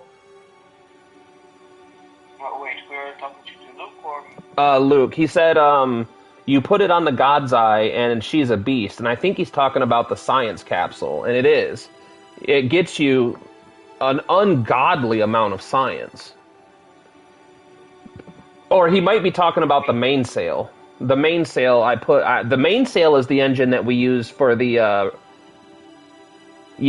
both the science. Yep. So the mainsail is the primary engine on the lifting stage of the Black Star. I don't know.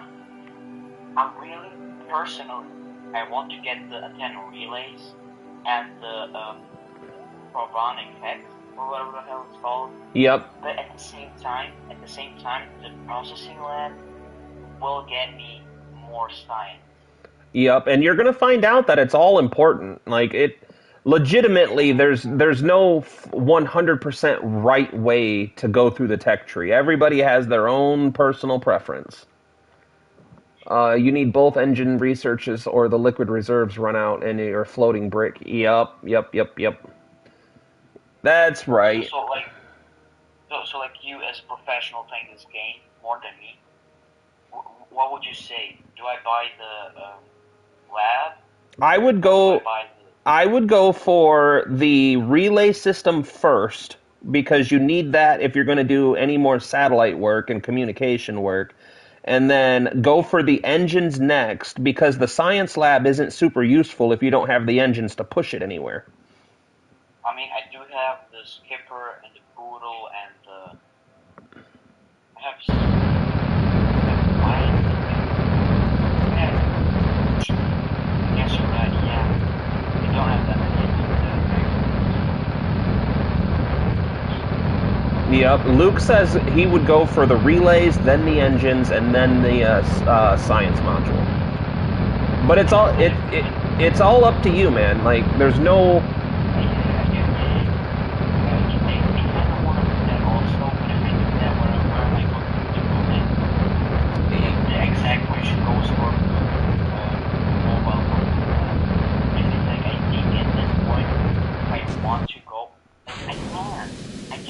Definitely unlock right now. I can unlock the main save.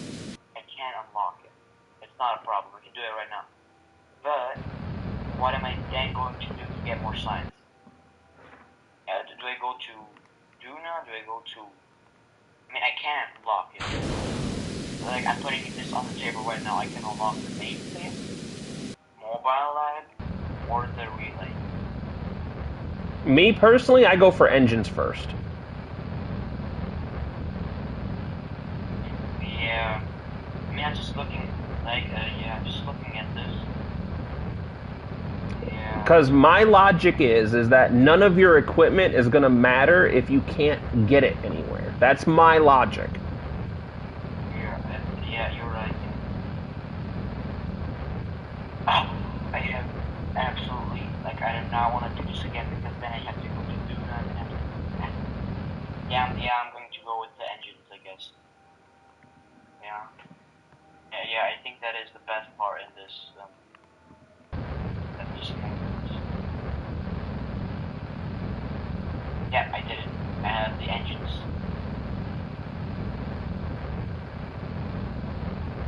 Stuff I can buy is the very heavy engines. Very heavy rocketry. So I guess it's kind of good actually. Oh yeah, and I can't buy the nuclear propulsion. I need the what's it called? Fuel system, and then I can get it. Yeah, okay. Oh, now I have to build a whole new rocket. Oh my god. I do not want to do this, but I have to do this. So Yeah, exactly. Luke, you got it right, bub. That's my thing is because even if you unlocked every other part of the tech tree, you could have all the science, but if you don't have the end, like for the relay system, you got to have the engines to get them where you need them, or else they're kind of useless. And then same with the science. If you have the science, it eventually becomes useless without the engines to get them somewhere. So it's kind of like a catch-22, no matter where you go with it. I get it. Yeah. I don't know. Hold What do I do next? What is the next goal? on. The next thing you should be doing is trying to design a rocket or load your other rocket and then put the mainsail on it to see what your numbers look like, because you could very well rebuild an entire rocket from scratch, which is acceptable because you have new engines and stuff, and you need to get a feel for how the mainsail works for you, so that way you can start planning a mission to either Eve or Duna. Either one is acceptable, and they're both equally as difficult to get to. Yeah. Okay, so right now I'm going to. What is this? There's your lights, Luke, just for you. There we go. No, this is the false. This is false. No, I need L10. 154. No, L10-2. Yep. L10. Yep. This 154. one is the one I need. 375. So, 1 hour, 5 minutes. so right now I'm going to put more. I need more electricity. I'll put 2 more down. Then I'll put more solar. I do have solar. No, I cannot put it there because I need to access that. I guess I Alright. have to put I'm it getting here. sloppy. I'm just gonna do this. Wait. There we go. There we go. That is perfectly aligned. Then I put this down. And now I have something that looks acceptable. Okay, put 2 more down. I think I'm going overboard with solar panels, but I don't think I have an exception right here. Yeah. Oh wait, I actually have now the bigger couple. Okay, this one I forgot about this one, but I had to do it either way. So I now have hallelujah. I have now everything I need to make the best rocket ever. This one, mainsail. Luke said there's no such thing. No such thing as too many panels. Hey, hold on. These numbers look good. I like these numbers. I like the numbers. Wait, which? Okay, nice. Marshall. Why do I look at the mainsail and I read the name Marshall? How? This. There. So I basically. Wait, what is this? This is the wind bore. Wind bore. Is that? Wait. Hold on. This is actually kind of good. Hold on. This is actually kind of good. Hold on. I may have to. Okay. I like the numbers that are numbering right now. I put this down here. That will give me a lot of boost. But I can use them. I can put them down here. And this stage is then adding to this stage. Alright. I'm going to give you a warning real quick. If you do that, that'll work, right? That'll be fine. But be super duper careful because when you eject your solid rocket boosters, they will fall down. They will fall down and hit it. Yep. Yeah, I'm just looking at the numbers and seeing if that actually helps, and it did. It didn't actually help.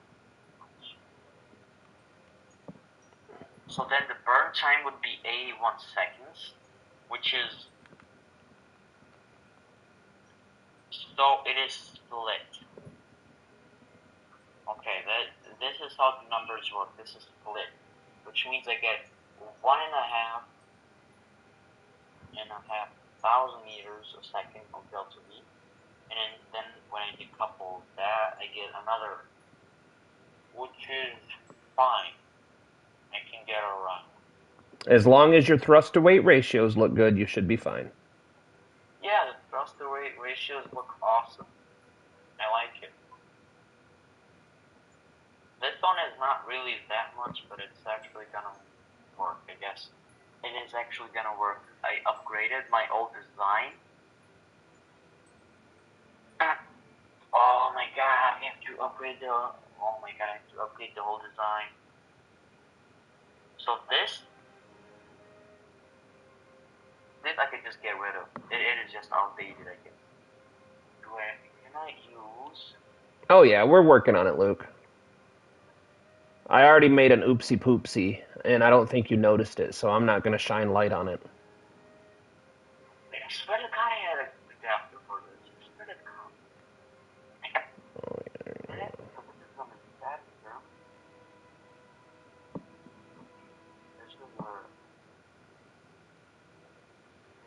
All right, all right, all right. Yeah, okay, I found it. I found it. Then I put this Why down. do... Then I put this down. And now the rocket looks perfect. I guess, kind of. Maybe. Wait, what do the external tanks do right now? I got it. They're just extra fuel. That's all they are, is they hold fuel. So then I'll put, can I put a big flag down? No. Oh, you think you saw? You think you saw it, Luke? What did I do? What was my big oopsie in this flight? I have no doubt that you saw. I was not even paying attention, so I couldn't see. Oh no, I messed up something, but Luke thinks that he saw the mistake that I'm talking about. So I'm curious to know if he really saw it, or if he's just trying to be cool, like, oh yeah, no, I saw it completely, man. I saw it. He said, I'm gonna wait till you try to land and then point it out. All right. Okay, I actually have these things, which is gonna help me a lot. It is gonna make the rocket more stable, like this,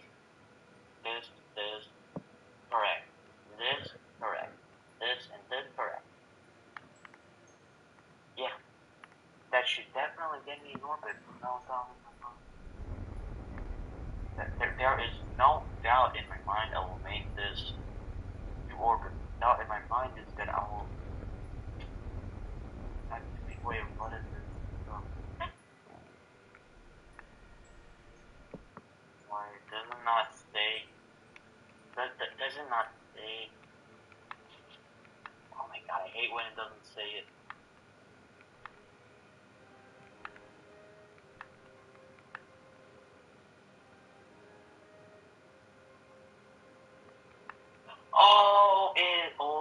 Okay.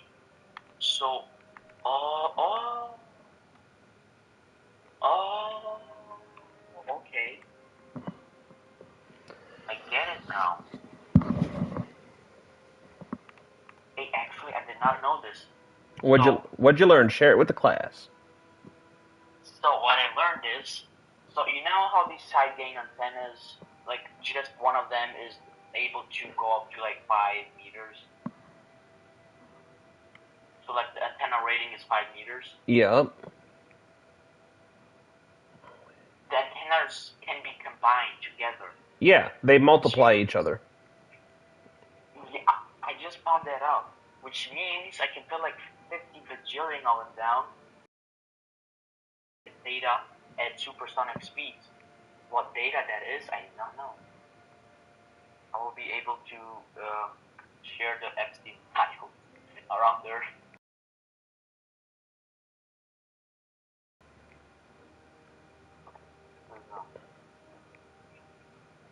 Do I really have that many engines on this thing?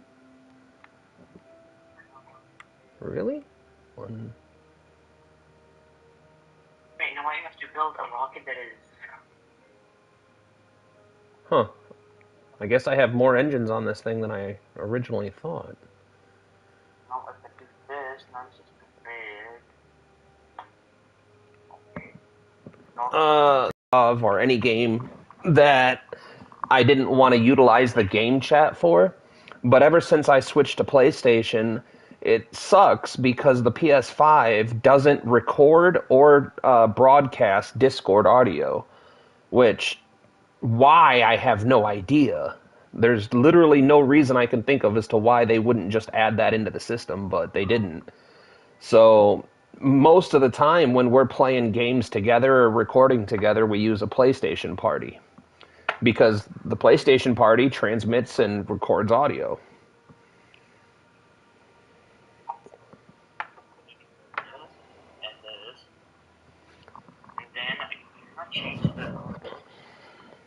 Hey, we're back up to 6 viewers.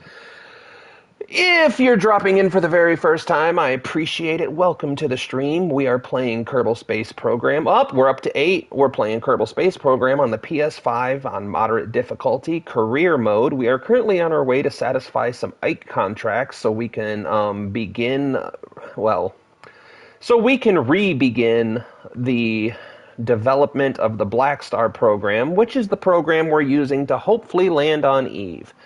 Eve is, of course, if you didn't know, one of the hardest bodies to land on because Eve is comprised of a super thick carbon dioxide-rich atmosphere, where Eve does have less surface gravity than Kerbin due to a lower mass. It has a massively higher amount of air pressure, which makes takeoff a wee bit more difficult.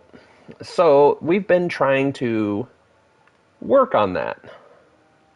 And I think we're super close. Our to-do list is pretty long, though. We have a pretty long to-do list before we try. The next thing we're going to do, once we're done with this, is a little over 2,000 meters per second of delta V. We need a total vehicle delta V of no less than 8,000 meters per second to have any hope of reaching Eve orbit. So once we pack in the delta V, we're going to see what numbers we're looking at.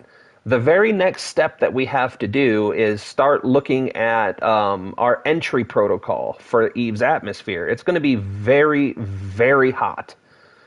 So we're hoping to utilize some inflatable heat shielding. All right.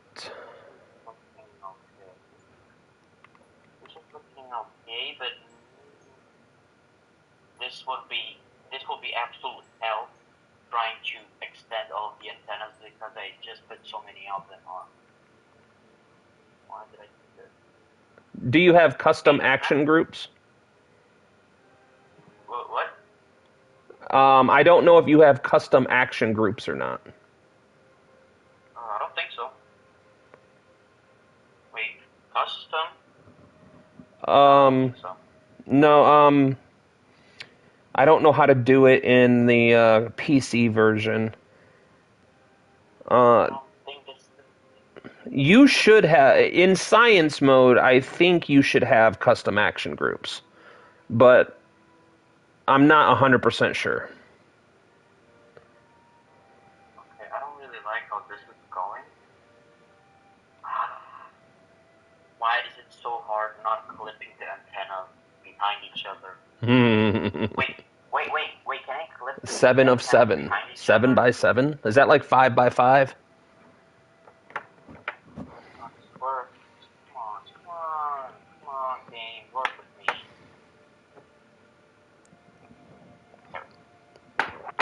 Wait, but if I do this... Alright, here we go.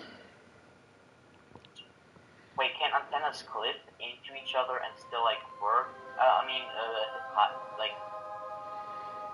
Can you, like, hide behind each other and still work?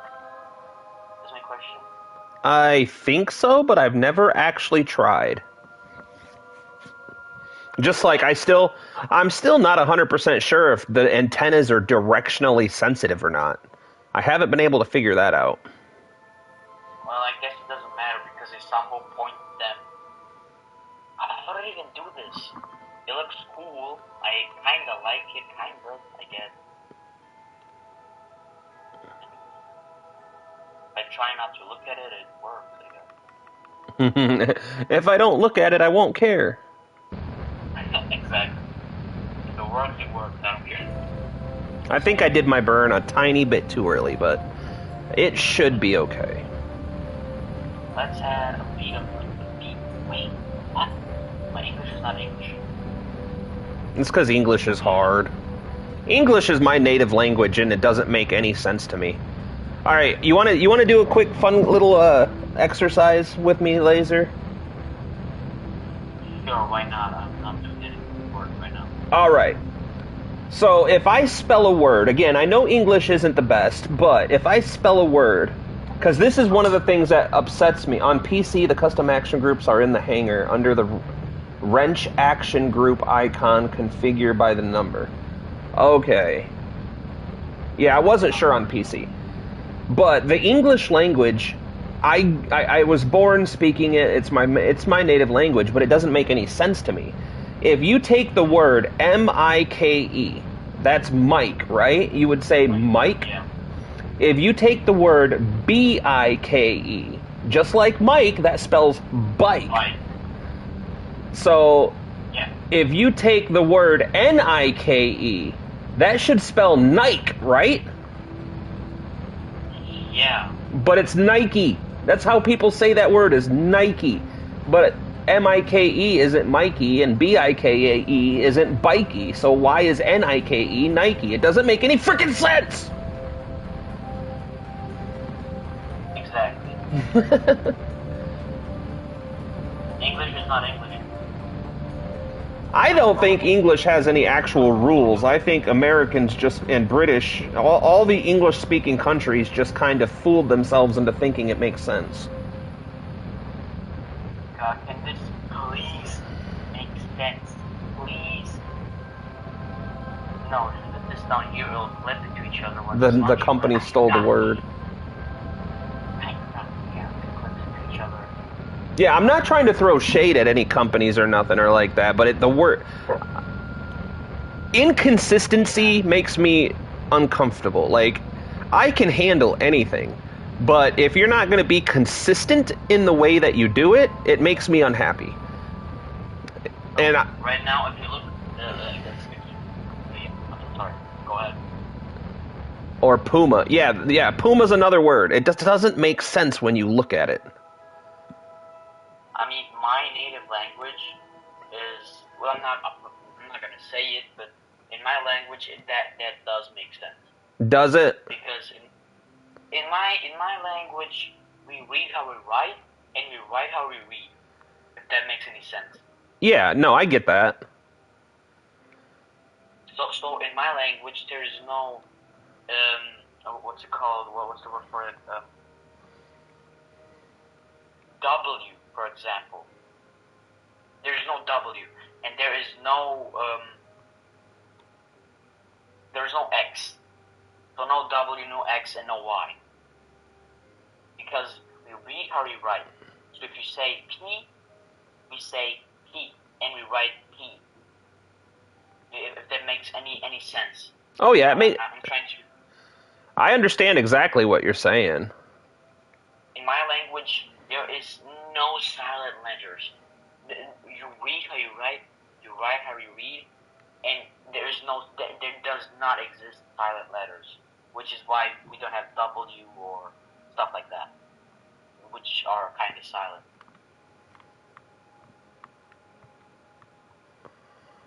For example, eyes cannot be like, I cannot say it in my language, like in my thing, because there is no epsilon.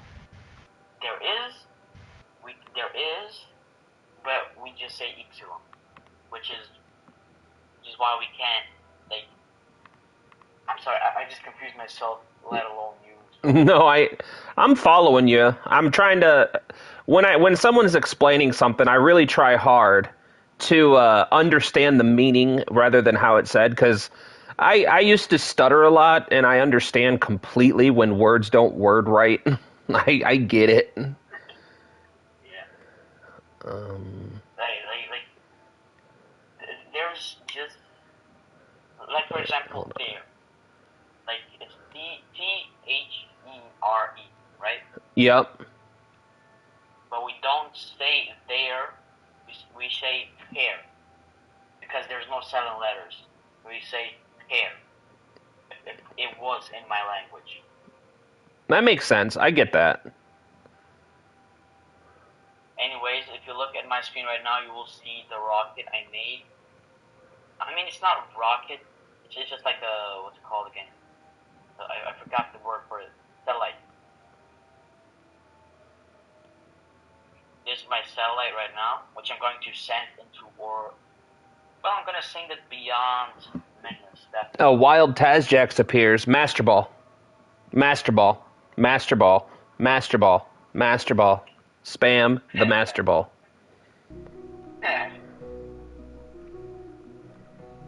Right now, if you look at my screen, you will see the, what's it called, satellite I made. Yep. I am working on a landing, but I'm watching you. I'm glancing down every now and then.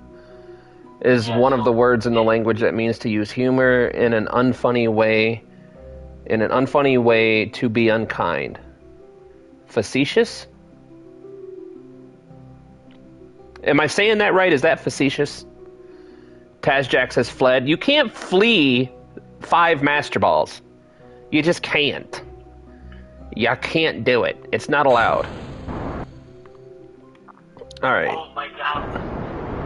Okay, I actually know the satellite that is sort of supposed to work. Time to launch it and find out. 4, 5, 6, 7, 8, 9, 10, 11, 12. Okay, so... It's also the only word with all 5 vowels in order. A, E, I, O, and U. Facetious. A, E, I, O. You're not wrong. 5 is 60, so... Yeah, it is still... One of them is 5 meters. That is right. One of them is 5.00 meters. So that's 5 meters, right? You said 5.00 meters? Yeah. That's what I would assume that means. Me too. So if I multiply that by 12, I get 60. 12 times 5 is 60. I have 12 antennas, and every single high gain antenna. So that means I can go only 60 meters without using the antenna. But the 60 meters is really low, though. It's gotta mean kilometers or megameters. No, it says N for meters. Huh, that seems really low. No, Luke, I know that word. That's one of my favorite words because I used to have a hard time saying it. So there's a whole bunch of words that when I was younger, I just could not say. Facetious was one of them. And then cinnamon never really bothered me. Trying to remember the words that I used to have a hard time with. But really, wait a minute. Do all of the antennas combine into like one big one? Yeah, those antennas, they add to each other or multiply to each other. I can't remember. The more you add to your vessel, it multiplies the distance. So that means if I had all of these antennas, these like small ones, what is it called? Use the communicator. Let's just say communicator 60. I use let's see how much we have. 1, 2, 3, 4, 5, 6, 7, 8, 9, 10, 11, 12, 8. So 12, yeah. 12 times 150K. 12 times, so 12 times 150. That's 1,800 K, like K meters, like 1,000. Oh wait, no, I did it false. Wait, it's not. So it's 12 times 50. 500, I mean. That's 600. That means only things like small antennas can go up to 600K. 600 kilometers. 6,000. Hold on. If I'm doing my math correctly, this should mean that this satellite can go well beyond, like, around Venus' orbit, right? Only one way to find out for sure. Exactly. So this, then, yeah, the 60 doesn't add anything. So, yes. The high gain antennas are just there for, like, things. It is just there for things. Alright, I'll add one more in the middle just because. Then I'll retract this, then I'll retract this, and together they make a circle. Time. Yeah, we took that off for this mission. It was completely useless for what we're doing here. We're not going to be entering an atmosphere. I swear to God, I'm going crazy with this. I swear to God, I'm going crazy with this crap. Okay, need to focus a bit. Wait, this is the 16S. Wait, I have to put this on track to check. It's also 500. Okay, I actually built something. But I need this to be encased. But I can't have an encased thing without having a thing. The thing, what is the thing called again? It's called... The protective Aerostream shell? Exactly. This is an adapter. What does an adapter do? It adapts. It just changes from one size to the other. So if you have a bigger tank that you want to put underneath a small tank, you use an adapter. Okay, I just get it. Yeah, I got it. Okay, I got it. Yeah, I got it. This is the thing I needed. This is the thing I needed. I needed a structural fuselage, and I could not find it for the love of me. I could not find it. And now that I don't need it anymore, I already did all the calculations. I did everything. It just shows up. This, I love this. I love this thing. This game, I just love it. Okay, put this down here. Possibly kind of going crazy. This should be able to definitely get this. It should easily be able to get me into orbit. I saved it. I just saved it again. I just have to triple check that it's saved. I'm just gonna delete this. There we go. Alright, we made it. We didn't go flipping out backwards this time. Okay, I'm launching, guys. Good luck. Godspeed. May the Force be with you. Wait, why do I have... Oh, I forgot. I did an unmanned mission. Because it's a one-way trip. Right. Before I forget, I have to do this. Then I have to do this.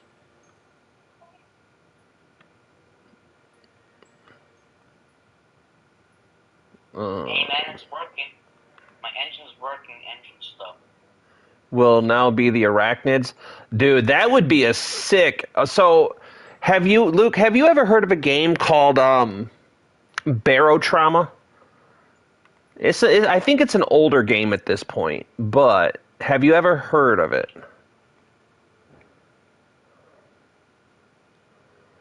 Alright, let's get old Bobby Boy out here. Oh my god. That's sick. I need to be able to get... What was it again? 70,000? I believe it was before I exited the atmosphere. 70,000 was it again? You talking about the height of the atmosphere? Yep. 70K. Yeah, okay. I'm gonna start rolling at 30. No, let's leave it to like... Okay, that is approaching quickly. Please turn. I need you to turn. No. God damn it. Remember, slow and steady. No, I just separated it and it just deleted my engine that I was currently using. I really got to move this battery. I can probably make this work, but I do not want to try because I am. No.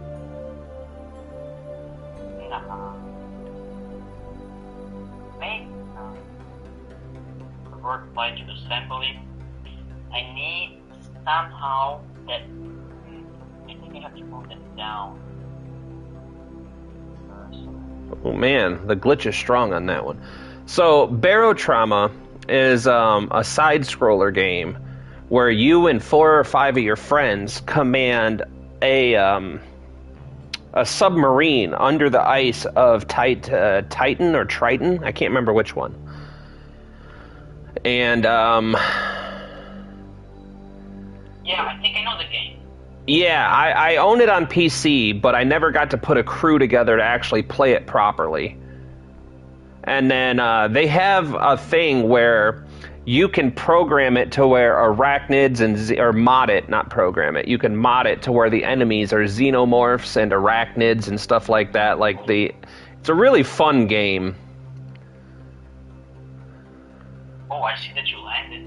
Nice. Yep, no problems this time. Wait, where did you land? On Ike, the moon of Duna.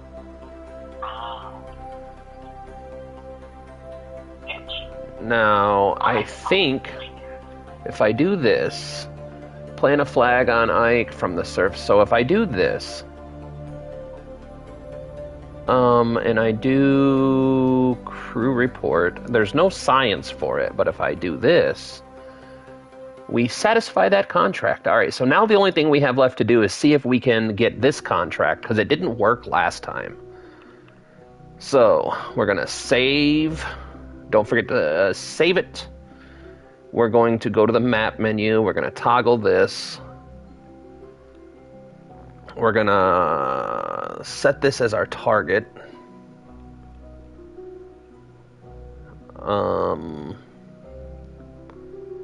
my god, I needed to bring, what's it called again, Kerbals to this mission.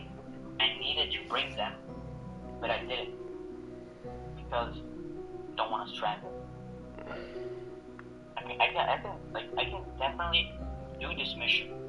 The mission is not a problem. I can definitely put a satellite up there. Yeah, that's fine. Whatever. I can do that. But what I'm afraid of is the maneuver modes. So when I have to do the, what's it called again? Actually, I don't need them. No, never mind. I actually don't need them. Because it's just retrograde and prograde. I do not need any, oh, don't glitch on me, no.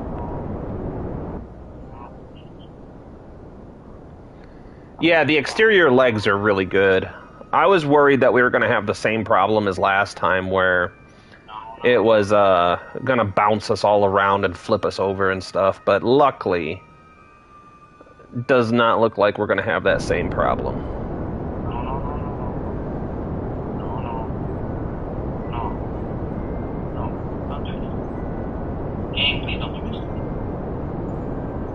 Traveler amongst the stars, please don't do this. I was a good boy till he said, please don't do this. I guess the rocket is just wobbly because I forgot to strut everything. I do have struts, by the way. Nice. They make a big difference when you're talking about stability. I know, but I just didn't want to do it. Just one. That's just fair. One time.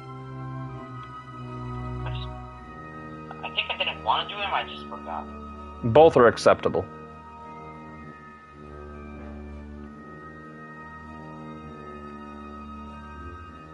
Come on, baby. Well, we overcooked this a little bit. Come on. Come on, game, I need something. No, shut up. Yeah. I don't understand why our inclination is so messed up.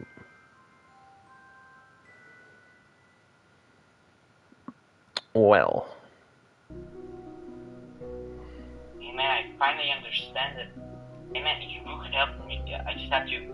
I think I never actually thanked you for helping me. Oh, dude. To do all the missions and everything. Thank you very much. Yeah. No, not a problem, Kurt. Like I said, when it comes to survival games and Kerbal type games, the learning curve is so steep that I would say a good 70% of players quit before they get to the steak and potatoes of it. With survival games, and like I said, Kerbal especially, and games like Kerbal, it's so difficult because they don't really have a whole lot in the way of teaching you the game.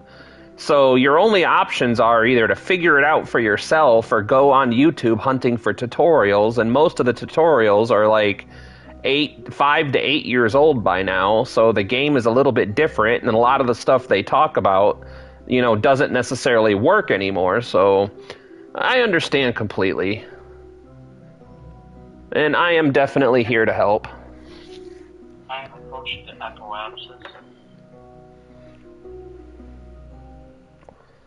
And you've been like the great, like, talker, or like friends, let's just say.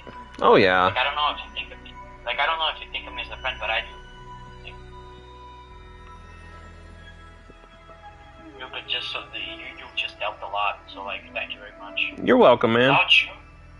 Without you, I'll be like, I would probably first like go to the moon instead of what was it called? So. Shit.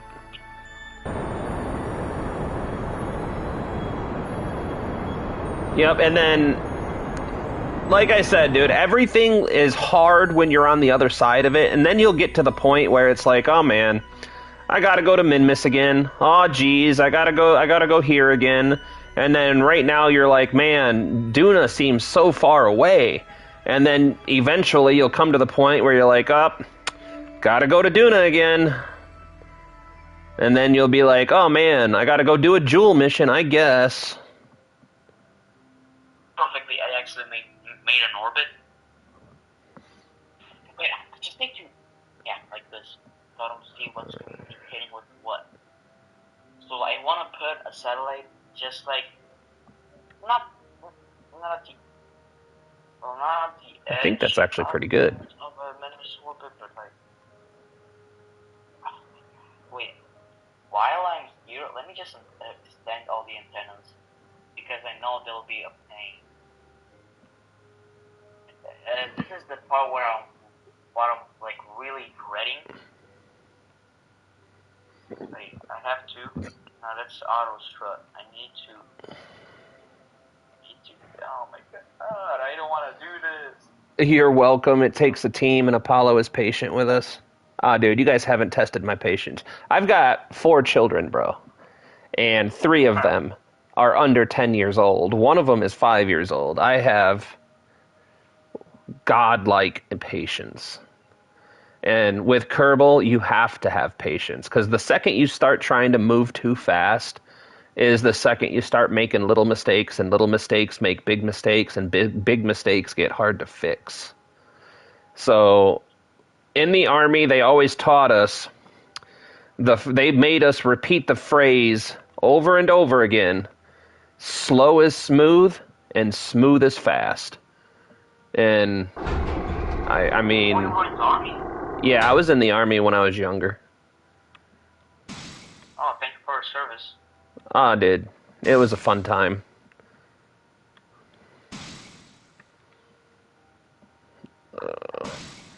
The only regret that I have about my military days is I joined when I was 16, because in the United States you can join at 16 with parental consent.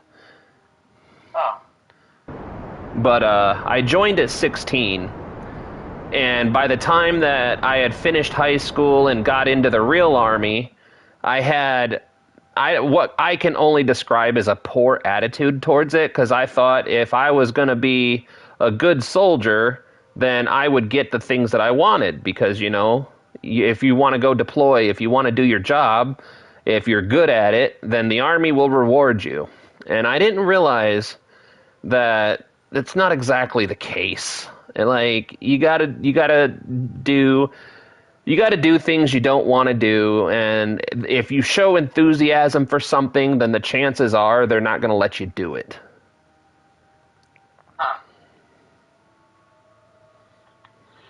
Why is it so? Wait, I actually do have RCS, like small modules, like small rockets and stuff. And muscle memory is life, or you won't be alive to think about it. Yep.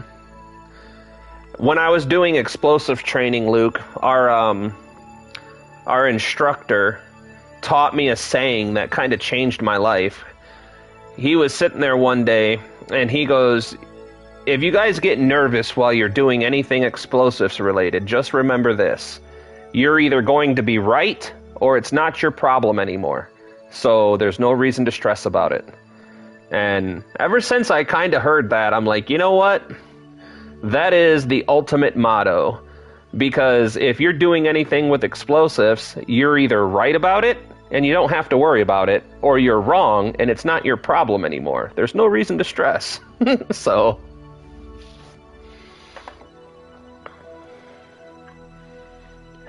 Yes, okay. This is actually perfect. This is actually perfect, actually. Bravo, sir. Bravo. Okay, this is perfect, but do I... Alright. Will I make this Yeah, exactly. Don't let your nerves get in the way. You're either right or it's not your problem. Alright, so let's just double check this. I need this one to go first, which means this one goes first. So boom, boom, and then these two will be left, right? Right? Yeah, that's right. Alright, I think we're good on the staging. If I do this, I cannot be a second off, because if I want this is actually perfect, this is... it can be better. I can actually... But after this maneuver, Luke, I'm going to go take a quick bathroom break, maybe put on... What time is it? I don't even know what time it is. 11:54? I think it's time for a coffee. Wait, crap, I don't think actually my satellite can reach that far. With my calculations, I calculated that I can go maximum of 6.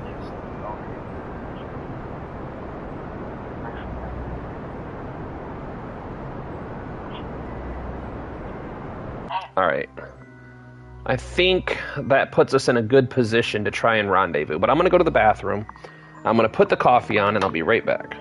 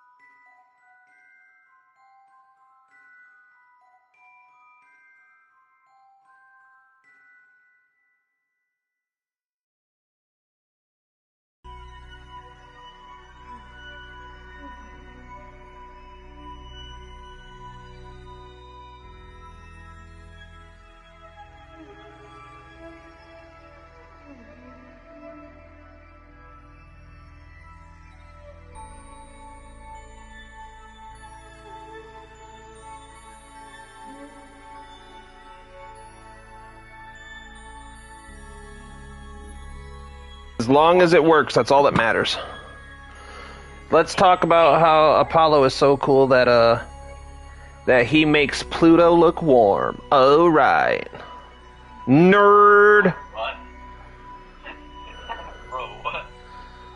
Okay, wait, that's 3 seconds, which means I have to turn down this thing. Alright. Give me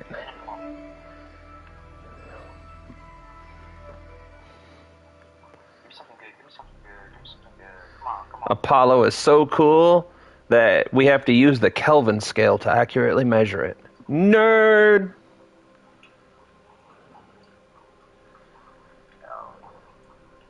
Okay. Alright, I love the sun and I also hate the sun in this game, if that makes any sense. yeah, the building won't be here. So, I was in the Army Corps of Engineers when I was in.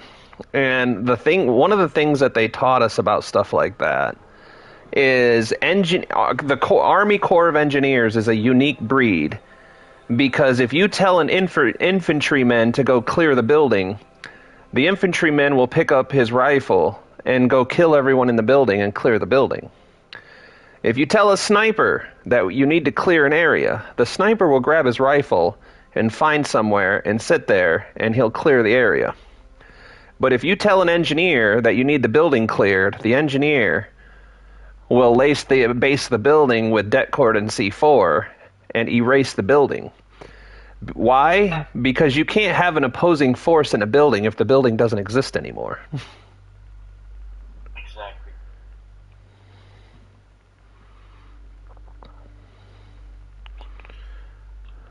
Come on. Oh, come on.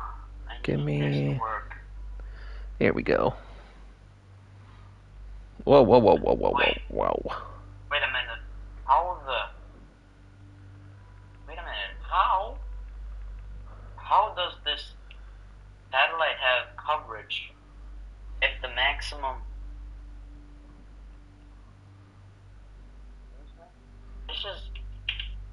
This game.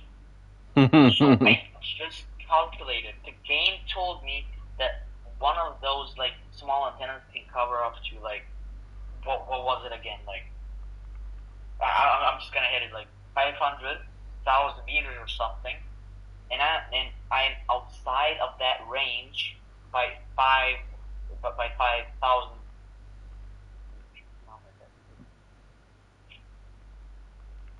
One. Exactly, Luke. Wait, what does my orbit look like?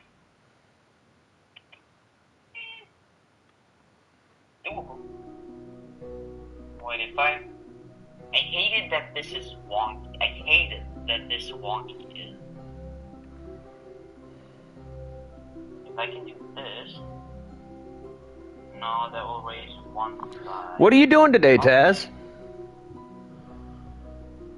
How's your day going, buddy? I assume you're not working today, because usually you don't work on Saturdays. But I also don't like to assume things.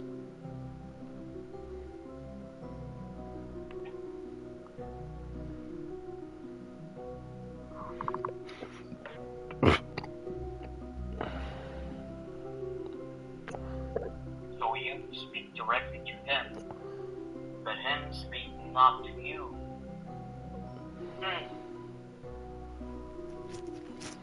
Oh, of course you're playing Palia. I assume by playing a Palia that you mean that you're playing Alien Isolation, because clearly you spelled Alien Isolation wrong. It's okay, I forgive you. What do you mean aim camera? No, I do not want to aim camera. Wait. Resume. Click on this. Rename. I'm not gonna send this relay probe, was it? Probe. I think I put it as probe. It should be a probe. No, Well, because I put like I put satellites as something that looks like a satellite. Now what is that? it could be debris. Because No, if you take your mouse, okay, hold on, stop moving for a second. Take your mouse and put it in the middle of your screen. In the middle of my screen, okay. Yep. Now move it 90 degrees up to the edge of the screen. 90 degrees up. Yep, so to the... like this. No, not to the corner, straight up. So go back to... Okay. Now, do you see all those menu options? Like this? Yeah, if you hover over the picture, it'll tell you what they are. So, like, debris, satellites, ground bases, those are all the things that you can track. Yeah, I know, but I just wanna... So wait, I put it as not a probe, I put it as another thing. Okay. Now... Wait, what is this? This is sci-fi one, this is... Not debris. No, what is this? No, what is this? It wants... Why is it not... No, not showing. Yeah, I put it as probe. I didn't put it as a relay. Didn't put it as a relay. I put it as a probe. Wait, what is the difference? You can change it. All right, so if you click on it, and then if you can click on your probe core and change it on nightmare mode. I'm trying to do that. I'm trying to do it right now. Taz doesn't typically stream. He usually does recorded videos, and if I remember correctly, Alien Isolation is Tuesday or whenever the hell he feels like it, because I waited until 4 a.m. on Tuesday, and I never got Alien Isolation until 4 p.m., so, you know, whenever he decides, whenever he feels like it, you know. So I'm gonna put this as a ship, because it is technically a ship, and I'm gonna crash it into the Earth. And Schlau. How you say in Germany? 272. Alright, that'll be fine. Okay, this. Wait, what is the difference between a probe and a, what's it called? Wait a minute. Between a probe and a relay. A relay is just a communications bounce off. So a probe can be anything like, for example, if you make an unmanned vehicle like a rover or a satellite that you intend on sending somewhere, it can be considered a satellite or a probe. It just depends on how you want to see it and what you want to call it. Wait, now if I go into these, I have yeah, and I have this, which I will be now crashing into the surface of the Earth. Because, why not? Nah, of course I'm just joking. I'll have to crash because I don't want space debris. But I mean, I don't even have to crash, I can just delete it. That's more funny. I like it when I crash stuff.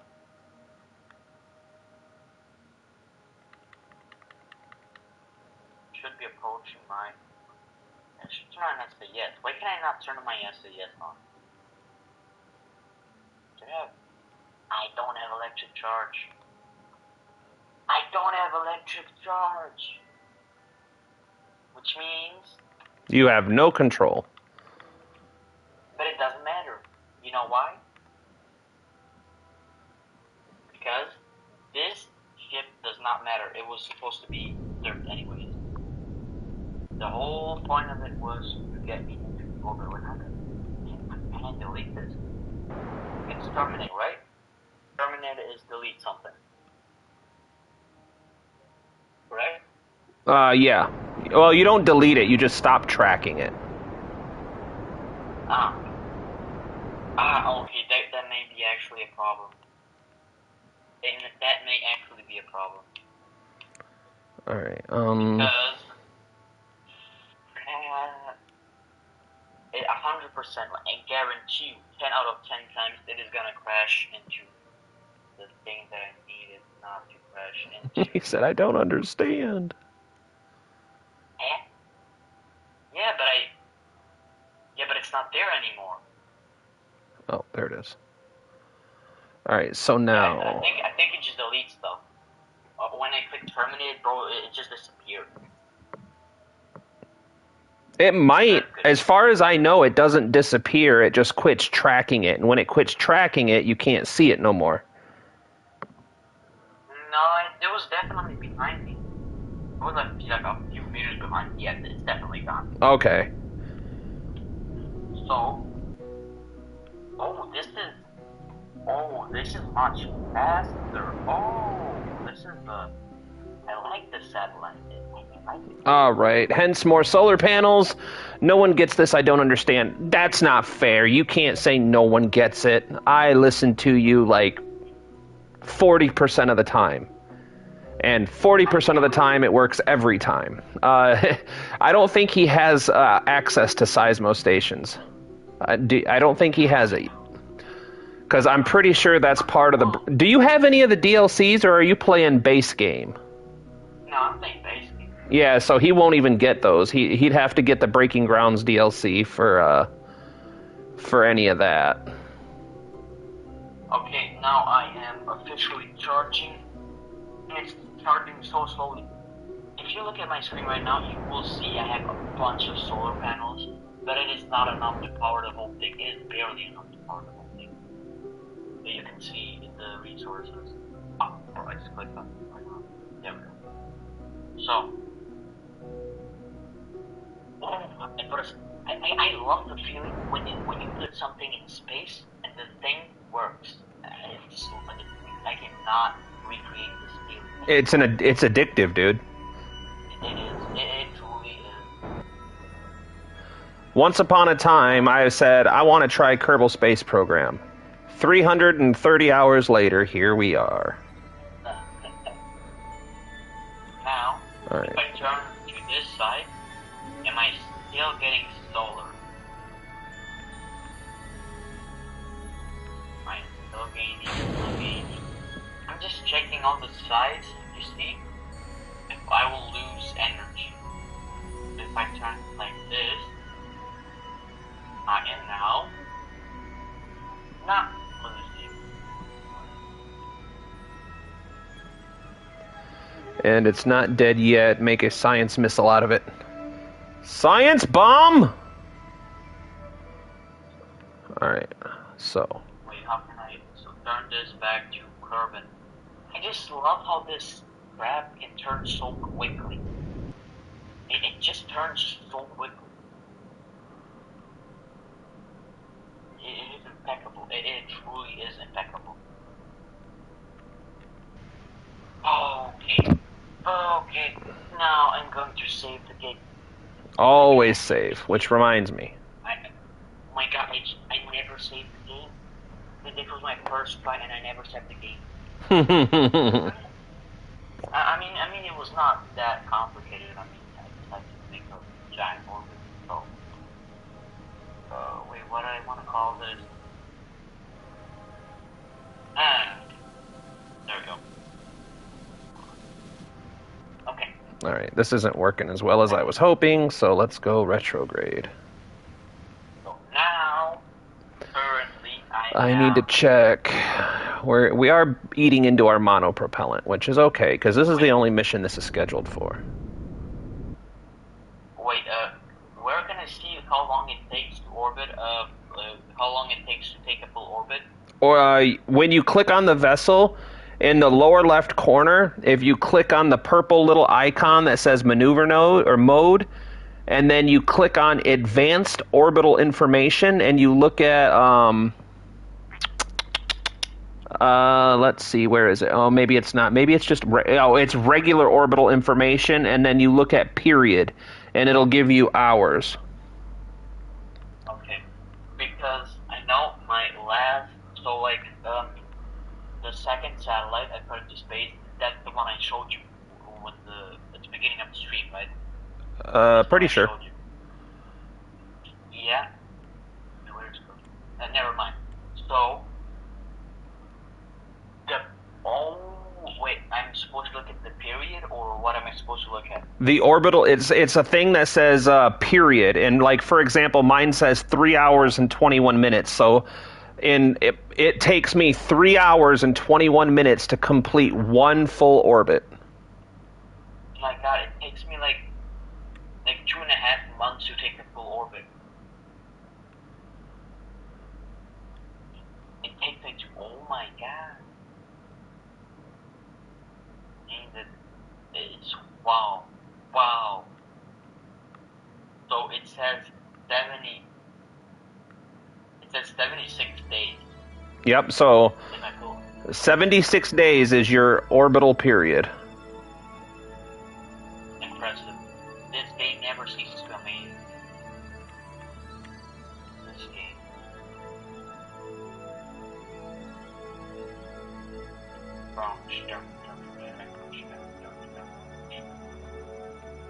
Wait a minute. Oh, I'm a rebel just looking to me. I'll be over now.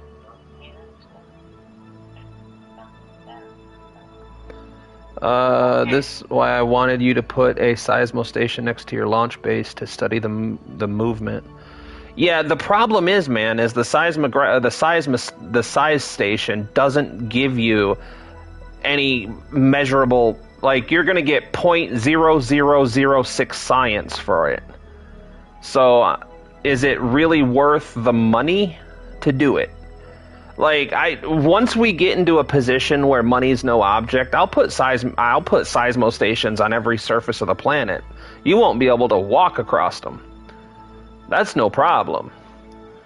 But right now, I'm more worried about getting our Eve mission done, and I'm just trying to grind out as much money as humanly possible, so that way we can start shooting things at Eve, because I'm really, really itching to find out if anything that we've spent time on in the last few streams, as far as R&D goes, not money grinding, not contract grinding, but as far as R&D goes, I'm really curious to know how close we are to a usable, a viable mission. So once we get this mission out of the way, 3 months isn't bad. Our moon does it every 4 months, something like that. Is it 4 or 6 months? I don't know. I should know this, but I don't. Oh my god, I have to know. I have to build a rocket that is able to go to, what was it again? What was the Mars in this game? The Duna. Duna, yeah. I have to make a rocket now to go to Duna, and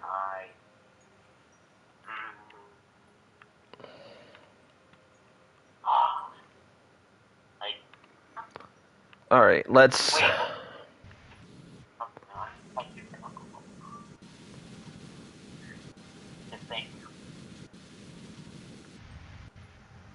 I'm sorry if I cut you off. Oh, no, you're good. You're good. We got 9 in the stream right now, so if you're brand new here, welcome to Kerbal Space Program on the PS5. Space Program on PS5. We are playing moderate difficulty career mode, and we are working on finishing these last few contracts up so we can shift our focus back to our spaceplane program, which should, in theory, be our gateway to Eve. So, way to mess it up. Yeah, no shit. Like, I English so good. You would think that I didn't spend 36 years learning to English this good, but I English so much gooder than anybody else. Like, it's my native good language. Like, I do so good. I do so much gooder than I ever did before. And if that sentence gave you a headache, it was brought to you by Heat Tap.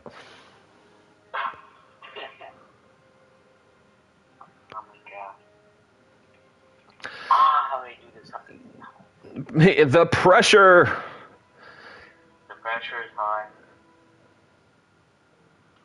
By the way, I just want to tell you, I forgot to tell you at sometime in the stream, I just forgot. So, if you want, I can make you a better server, like a modern one. Because I was actually hired by some people like back in the day to make a server, actually. So I know what I'm doing. Yeah, If we get more, you know, of the community vibes and stuff going, then I might do it. But the problem is the server was only ever really, it was only ever really to talk to people while gaming. So I'm still, like, just last night I turned my alerts back on because a lot of the problem I have with any kind of push notifications, I turn the sound off on most of my notifications because I work third shift. So my phone starts going crazy during the day, and it's like, dude, I love you guys so much, but I gotta sleep.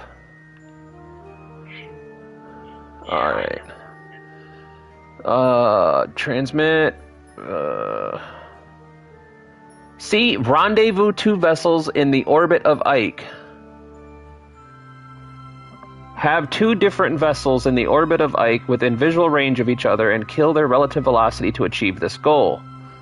Attach 2 different vessels together near Ike with a docking port or a claw. I just did that! Unless they count these as the same frickin' vessel. Which I don't understand. Yeah, I think they are the same vessel. Because it's like... Yeah. I mean, wait, did you launch them together? Well, yeah, but one of them is classified as a lander, and the other one's classified as a ship, so... Yeah, but you sent both of them out together. And you built them together. So technically they are together. But one of them is like in orbit, one of them is kind of like land, they come back, and... So I think that's what happens. I'm not sure, but I think so. Oh, this is annoying. The whole point of these missions was to do this frickin' mission.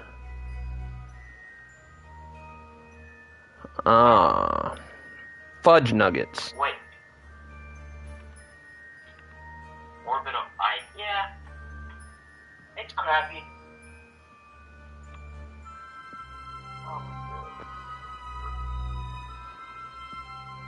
Wait, are you gonna stream on Monday or? No, I usually don't do Monday streams. That's a super... So the way we usually do it is I usually get Saturdays and Sundays to do my own thing. And then the wife gets Monday and Tuesday off work. So typically I don't do anything on Mondays and Tuesdays because if she decides that she wants to play, I stay off the console so she has her time to play. Sometimes I'll do, like, if she's watching her murder porn or documentaries or whatever she wants to watch, then I'll jump on, and sometimes I'll do a little BS, but with having the TV on in the background, it's hard to do recordings or live streams, so most of the time I'm just, like, tinkering with stuff or doing off-camera stuff. All right.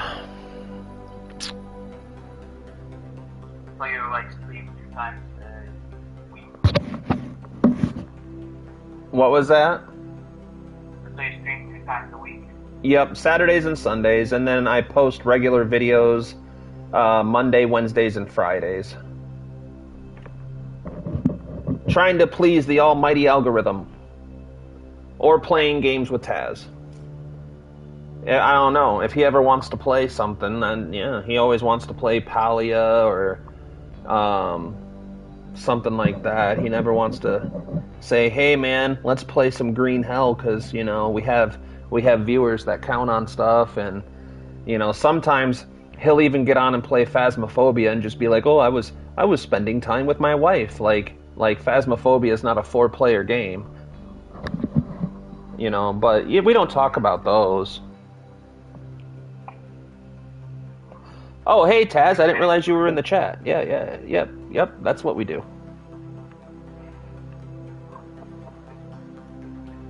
Hey, buddy, we weren't talking about you. So, how much... Hold on. Guys, like, I bought this figure off of Amazon, and like, just the backrest has just been going down, no matter how much it tightens. I can use the power of great home to tighten this chair down, but it just keeps going down. And I did not pay, but I paid a lot for this chair. I paid a lot. I don't know how much you know about euros, but like €1 is like $2. So in US dollars, I pay like $200 for this chair, and it just, God damn it.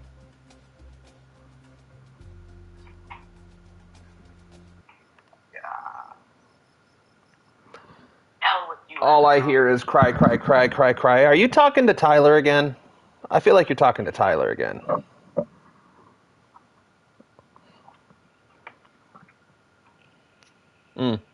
I'm sorry. I shouldn't use real names on stream. I'm not going to say what his other name is now, because then everyone will know who it is. Oh my god, I need to make a rocket. I do not want to make a rocket, no.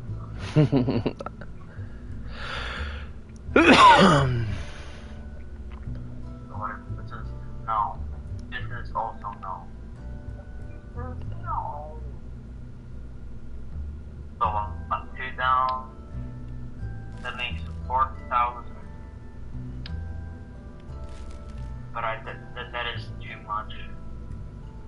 That is a little. Nah.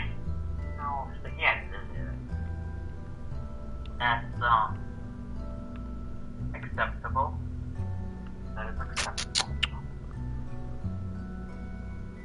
Like honestly, I'm not even joking with you. Like in a couple of years, I see you like being a full-time KSP creator. Oh man, Honestly. if I could get my hands on the PC that I want, you're gonna see some way different content coming along. Because when I was streaming on Facebook 4 or 5 years ago, I was just starting to get into trying to make anime and cartoons, and what I want to do is have a fully original program, so that way when people come in and watch, it'll be like you have your little waiting screen where we can drink coffee. Oh yeah, that's right, I forgot I had coffee. But and then you start streaming for a couple hours, and then you take your first break and post the episode. Yeah, I'm just gonna come back soon. Just wait. Alright, well, I'm gonna go get my coffee.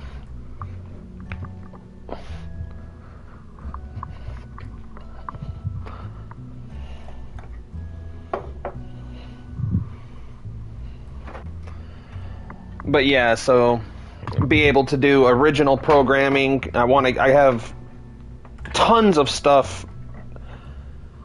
I mean, probably years and years worth of content set up.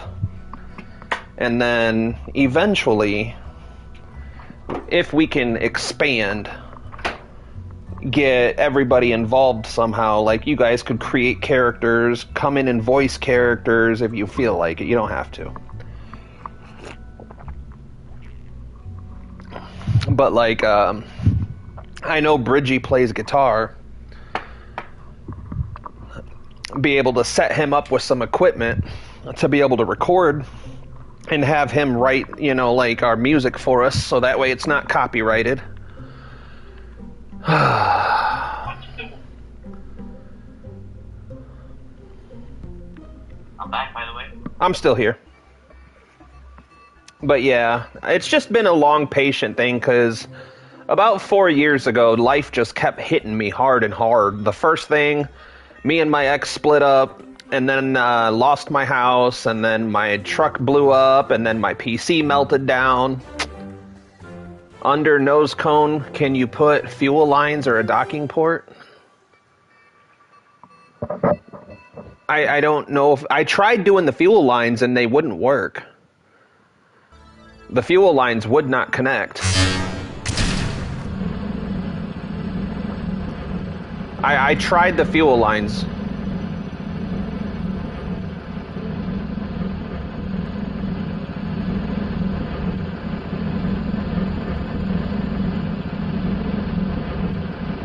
I just realized, hold on, something's not right here.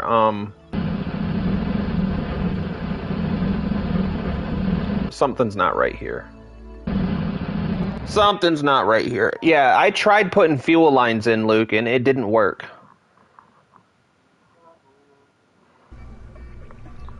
Something's not right here.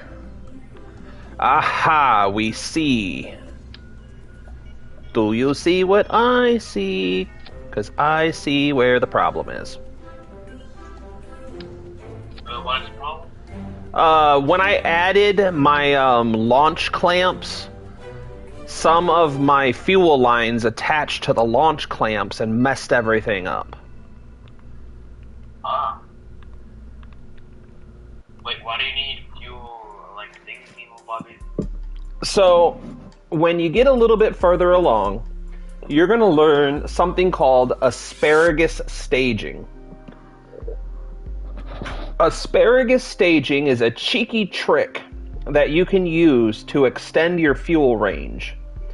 So basically, imagine building 4 rockets, or 5 rockets really, and strapping them all together. And when you launch them, you put fuel, or before you launch, you put fuel lines in so that the 4 outer rockets are constantly feeding their fuel into the inside rocket. So you get all the thrust of 5 rockets, but by the time you reach orbit, your primary rocket, your middle rocket, has full fuel tanks instead of empty fuel tanks.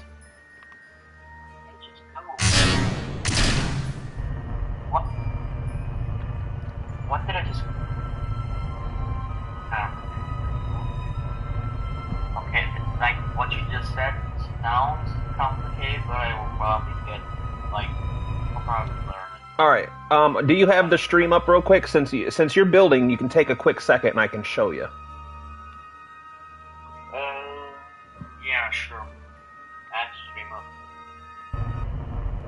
Alright, so I'm going to revert back real quick just so I can show you without having to worry about orbits and shit like that. So, Luke, this one is going to go to Duna and try to dock with the other one to see if this will count as a second vessel. So, you see these yellow lines connecting these 2 fuel tanks?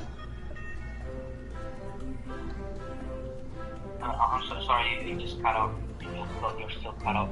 Do you see the yellow fuel line that connects these 2 fuel tanks on my screen? Yeah, I see that. And then do you see this one that connects this fuel tank into the middle one? Give it a second. The stream is a little bit behind, but you'll see it. All right, you should be seeing it now. I'm so not seeing this. Yeah, now I see it, yeah. So, what that means is that this fuel tank over here is not only powering this engine down here, but at the same time, it is pouring fuel into this tank over here. So when this tank runs out, we get rid of it, and it's dead weight. So you increase your delta V, and then you have this fuel tank is full, this fuel tank is full, and this fuel tank is full. And then you're running on 3 engines instead of 4, or 5, I mean. So you go from 5 engines to 3 engines, and then these 2 fuel tanks are constantly feeding fuel to this engine and this middle engine. Yeah, I see that. And then those 2, like, separate, and then you just said, oh, okay, yeah, I understand it. So that's what's called asparagus staging. And the whole purpose is you get all of the thrust of 5 engines, but by the time you reach high orbit and drop your external tanks, your main stage is going to have a full tank of fuel still. Oh, okay, yeah. Yeah, I understand it now, kind of. Okay, that is actually kind of... We don't need 2 docking ports. We really don't need any more docking ports. All we're going to do is send this one to Duna, dock, and see if the contract is satisfied. If the contract gets satisfied, we're going to leave it at Duna for now, and we'll deal with it later.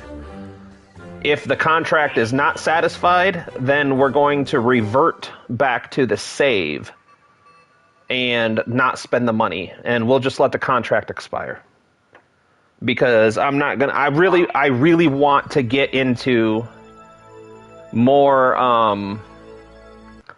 I want to get into the Black Star like today. Like I'm really debating on just leaving these guys out there or bringing them home and saying screw the contract, because the whole purpose of this stream was to finish out these contracts and do some development on the Black Star. Because by the end of the stream today, I would really like to have a better idea of how heavy the Black Star is going to be. I'd like to have a better idea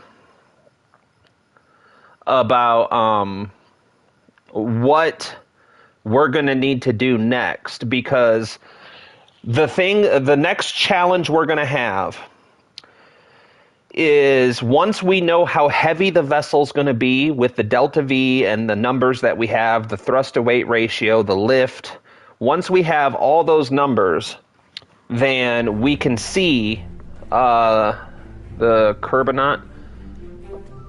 Why aerodynamics fuel tanks if you are launching from the Mun? They are useless in just reducing fuel capacity. Aerodynamic fuel tanks. Are you talking about these? The FLC 1000, the reason I have those is because they have built-in SRBs at the top, and then I have Sepatrons at the bottom. So when we drop our asparagus staging in a zero-G environment, it boosts it more straight out than just flipping backwards and forwards and all that, and it adds its own extra fuel. So that's legitimately all the reason behind that. All right.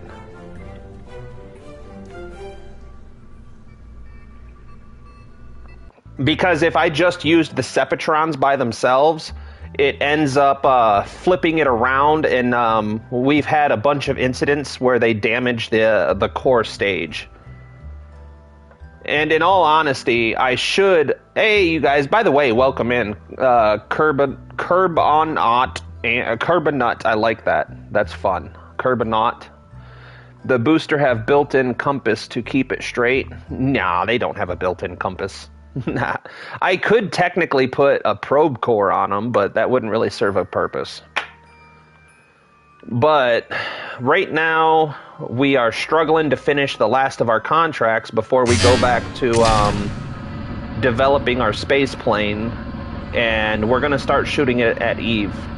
Any day now. And he said the last 5 weeks in a row. But because we're playing on career mode, we keep running out of money.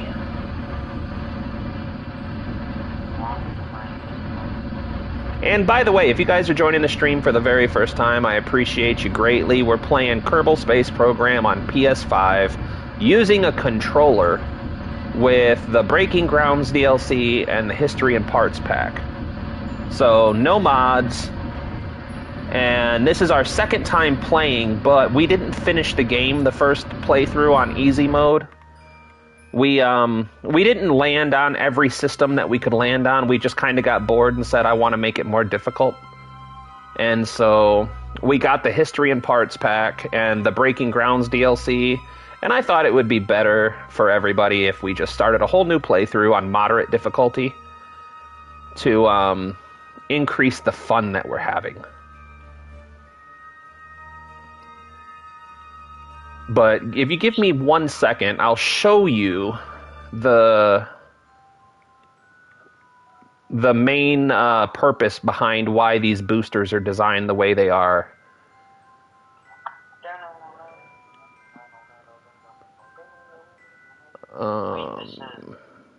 Where? 1, 2, I put 2 down, so I can then do 1 in space, and then I can do 1 in orbit up there. Yeah. And yes, I know I could probably do all this to custom action groups. I've just been really lazy about setting up custom action groups. Actually, that's a good question. Can I do? Whoops. Nope, I didn't want to do that. I can do custom action groups with the remote guidance unit. The remote guidance unit's a brand new part for me, so I've never really played with it a whole lot.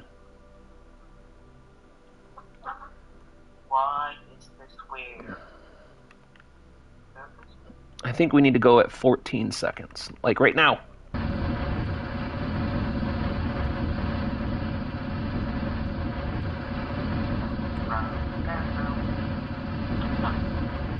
Oh my god. But yeah, our long-term goal right now is to land on Eve safely, plant a flag, do a crew report, gather surface samples. Maybe, did you know about the probe control point on the remote guidance units? No, I did not know about that. What is a probe control point? Teach me, Obi-Wan Kenobi. You are my only hope. The improved probe core. Hold on, what is aim camera? So, where is my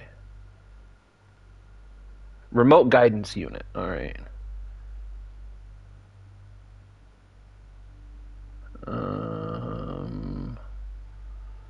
Control point default. So do you mean the control point like this? Is that what you're talking about?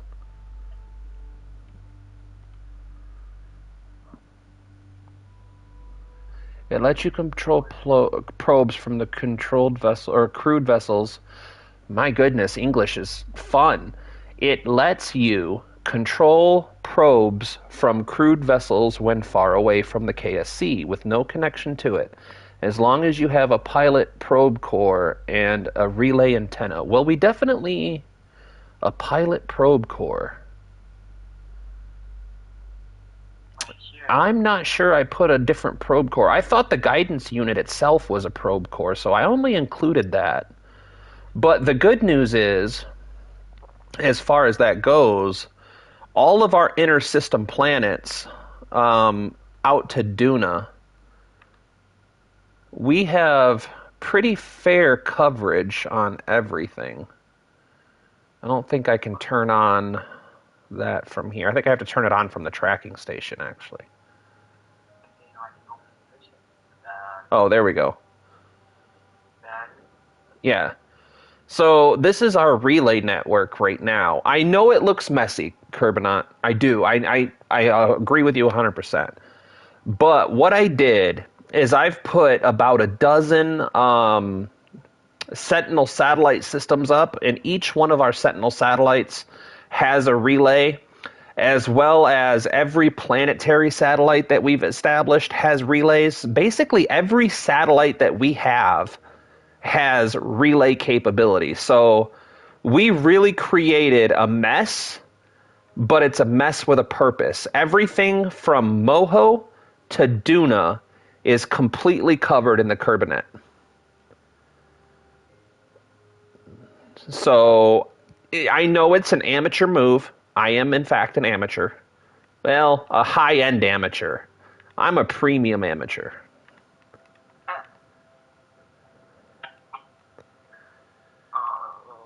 All right, so now what we're going to do is we're going to set our escape from the Mun.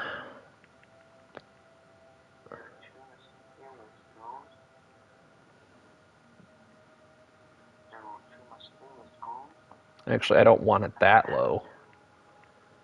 That should be fine, I guess. But right now, in this exact moment, the struggle that we're having is this contract right here. Rendezvous 2 vessels in the orbit of Ike and dock 2 vessels in the orbit of Ike. We've tried this contract. This is the 3rd time we're trying it.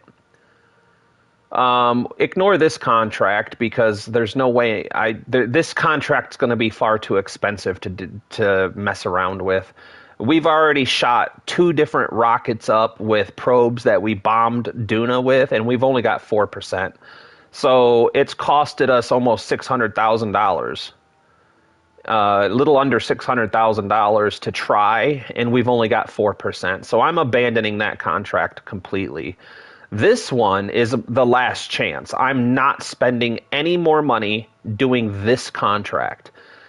If we take this vessel to Duna and this contract is not satisfied, we're just going to move on. I'm not going to keep throwing money at contracts that refuse to give us the completion status. But the reason we're doing these contracts is because our Eve ascent vessel, or well, our Eve landing vessel, is a SSTO that's not an SSTO. It's just a space plane, really, at this point. But it's the SR-44 Black Star, which is what we've called it because it's sort of inspired by the SR-71 Blackbird. And then beneath that is, I don't know how to say it. It's a big rocket. It's a big rocket with wheels and an airplane on top. So the next step in the development process for that is we're going to try to increase the amount of Delta V the ascent vehicle has, because I'm going to try to get it closer to the 8K mark. Our space plane by itself in closed cycle mode, it features 2 Rapier engines and 1 nuclear engine. And when you fire the engines in closed cycle mode, it gets about 2,800 meters per second worth of Delta V without the nuclear engine. So inside of an atmosphere with no oxygen, you're getting... yeah, we're just waiting for it to lock on. Oh, wait. Why is it not... Dagnabbit, I thought I was waiting for this whole time for it to lock on the target maneuver. Ugh. That's what I get for trying to talk. But, so it gets around 25 to 2,800 meters per second when you fire it in closed cycle mode. If you fire the engines in open cycle mode with an oxygen-rich atmosphere, it gets considerably more.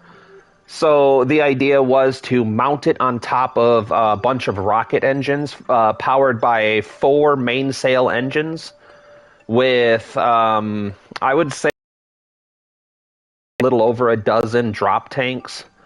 So it's kind of like it's not an SSTO because it's not a single stage to orbit. It's multiple stages to orbit, but it's a rocket plane with drop tanks. So sort of like an asparagus staged rocket plane, I guess. I think that's the most apt description. I'm hurrying, Luke. We're literally waiting for this monstrosity to lock onto the maneuver now. I just wanted to make sure everybody was caught up with what we're doing and why we're doing it. Once we get this on the way to Duna, we can go back to the VAB and try to do some R&D building on it. Because the Black Star actually has a drone core. So it can be piloted without a pilot. So we can do testing without a pilot. So once we get this on the way, we have about a year before we need to mess with it again. But if, like I said, if we get this to Duna and we dock it to the other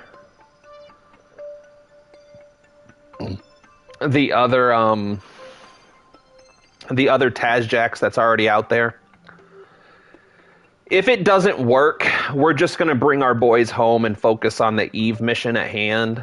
And the contracts are just going to be what they are. We're going to lose money on them. We're going to lose reputation, but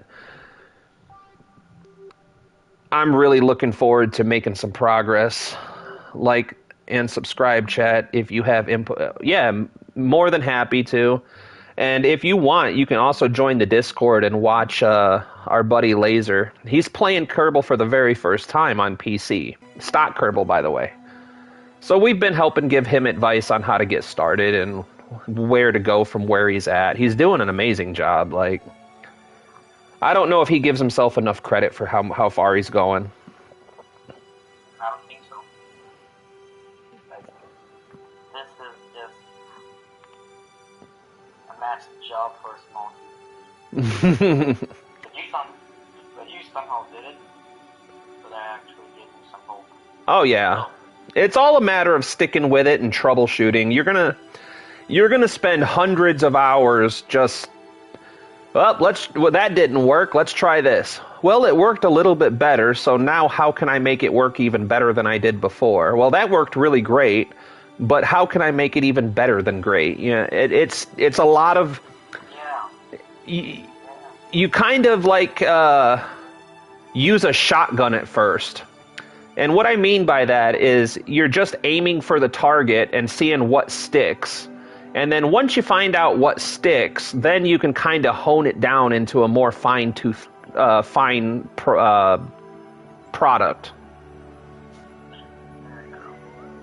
So right now we built a, well, let's see, one. Let's get, I don't actually think this can actually get me to where I needed to get with the parachute on. That would have been super bad. I forgot to put parachute on, imagine. Good thing I remember. There we go. There we go. Last time, when we were like chat, I think Luke joined us on Discord, I believe. Or who was it? It was Luke. Luke? Okay. Because just the voice kind of threw me off. What's really fun to me, it's really fun for me, when I spend a significant amount of time chatting with someone through the chat and then I get them on Discord, and it's really funny when someone doesn't sound anything like I imagine. And then it's even more fun when it's like, dude, I almost imagined exactly what you sounded like. You sound exactly like I read in your voice now.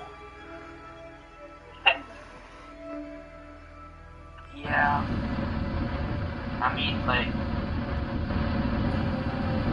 when I speak my own language, right now I'm in Germany. Like, it's not where I was born. I was not born here. I was born in a whole beach, but I'm still in Europe. Like, I was born still in Europe. So, when I speak German or my home language, it's a whole complete different accent. It's just something completely new, honestly. My grandmother came over from Germany when she was a baby, and when I was younger, I used to speak a little bit of German with her, but I think some language, especially if it's not your native language, if you go a significant amount of time without practicing it, it's a skill that you lose. Exactly. Because I can only remember some words. Like, I remember how to say thank you. I can go back on Discord if you like, but I'd rather he learns from the lesson. Yeah, no, you don't have to, Luke. That's 100% okay. Wait, this is kind of...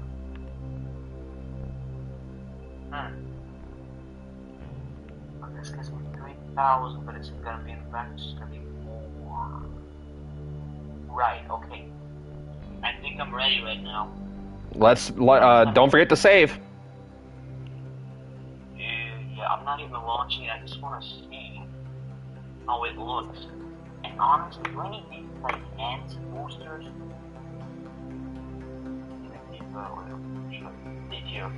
These ant boosters, do I need them honestly? I mean, ant boosters are really good for landers on the Mun and Minmus because you don't need a whole lot of thrust and they're lightweight, but you don't need to put them on anywhere now if you don't want them.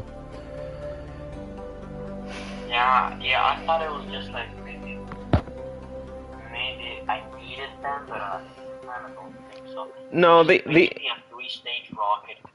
The ant boosters are mainly for maneuvering and like landing in a low gravity environment. They're really good for lightweight crafts, or you can even put them on some small satellites. Like if you have a satellite that doesn't have a whole lot of mass, I hope manager instead of a KSP. Apollo, do you have your coffee and some nibbles now? Yeah, I got coffees and nibbles. Oh my god, I did everything backwards. What do you mean? My whole naming scheme is gone. So, how I do it, how I name my rockets, is I put my, space, like my space agency name, which is ISTA. And I put just lander, put just L, and then I put the newest number. but how I guess I forgot is I put it ISEC. So the last two are. So now I have to actually. Wait, what is my thing called? Bub Gamer, dude. Welcome back into. It's been a minute since I've seen you, I think. Look, we could get a whole KSP party going. If you want to get in the Discord chat, I can post it in the chat if you'd like. And you can more than welcome to come into Discord and play KSP, because we got Laser in Discord. We got me on the PS5. We're having a KSP party here, man. If KSP won't give us multiplayer, we'll make our own. Oh, I need to check the staging, because I remember we had a problem with the staging last time. So let's focus the camera here for a moment. No. Oh no. So... Oh no. Oh yeah, you can stay muted. There's no pressure. Oh wait, why did I do that? Why did I do that? I need to just highlight it. Okay, so that one goes in the proper stage. Oh, and Bub Gamer, if you are going to join, That one goes in the just proper use stage. The YouTube, like the YouTube screen, because it is gonna. That one goes in the proper YouTube stage, screen is so... kind of delayed. So whenever you like join into Discord, That's the YouTube proper is gonna be delayed, stage. You'll be hearing everything like double. That's the proper stage. That's the proper stage. I think the staging is okay. I don't know why we misstaged last time. Unless I already fixed it and I already forgot. Proper stage. Yeah. It looks like it's proper stage. Because that one feeds to that one. Oh, it was because of the fuel lines. That's right. We did fix those fuel lines. Alright. I'm on track now. Once this locks onto the proper vector, we're going to time warp to the maneuver. We're going to get our safe orbit out of the influence of the Mun. And then we might do some time warp into the next Duna transfer window, which is quite a ways away, actually. So maybe we just put this in an orbit. Maybe the key here is to put this in an orbit, or the play here, I mean, is to put this in an orbit. And then we go tinker around with the Black Star for the next few hours. Because once this is in orbit, we have what looks to be just a little less than a year before a transfer window. And then it's going to be another full year before, almost a full year before it gets to Duna. So we might as well go play with the Black Star while we wait. So this is down to 6. Alright, I think it's locked.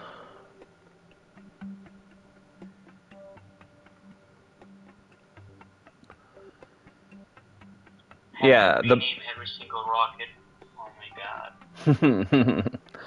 The Black Star is my pride and joy, and it's the first space plane, rocket plane. I'm really not sure what to classify it as. It's the first abomination that I've been super duper proud of.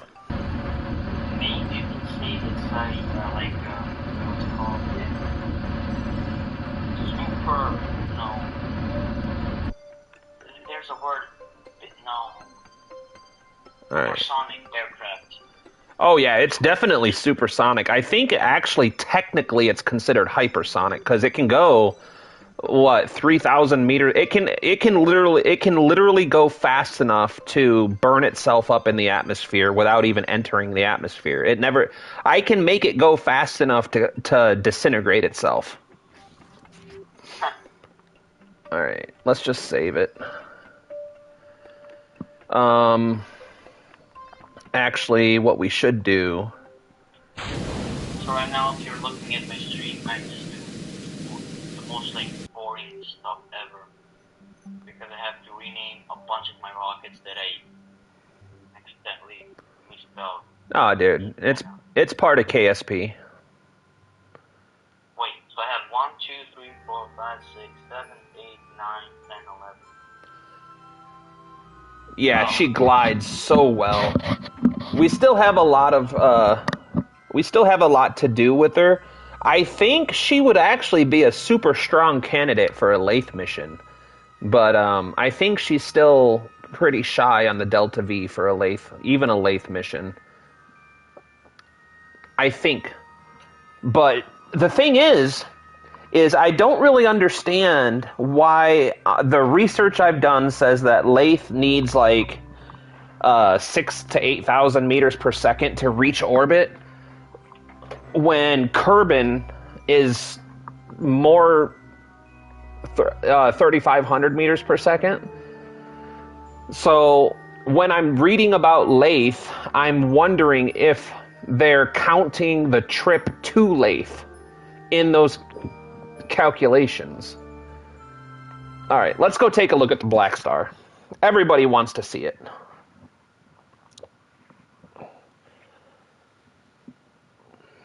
Like, I just saw the Black Star once. That was in like that was like 2 or 3 streams ago. I'm not sure. Yeah. So there's. When I saw it. Go ahead. Yeah, go ahead. No, you go ahead first. No, I interrupted you. You go first. No, I'm kidding. No, there's a couple of parts to the Black Star. So the Black Star itself is just an SSTO. And then we kind of just duct taped it to the top of an ascent module, which I don't have a name for. It's just all part of the Black Star, but it makes it to where, by definition, it's no longer an SSTO because it's a multi-stage space plane. So I don't really know what to call it. So this is our Black Star.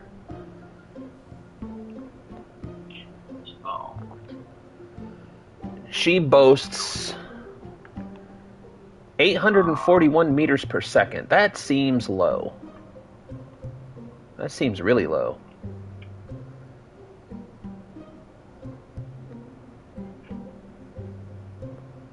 Why do those numbers seem so far off?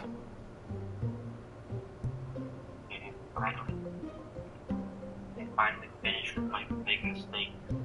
Well, not yet, but... Is it because the staging is weird? Alright, I gotta figure out. So, boom, boom, boom, those all fire.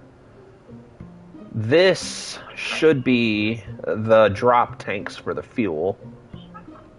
Yep, that's the drop tanks. Total part count. 245 and counting.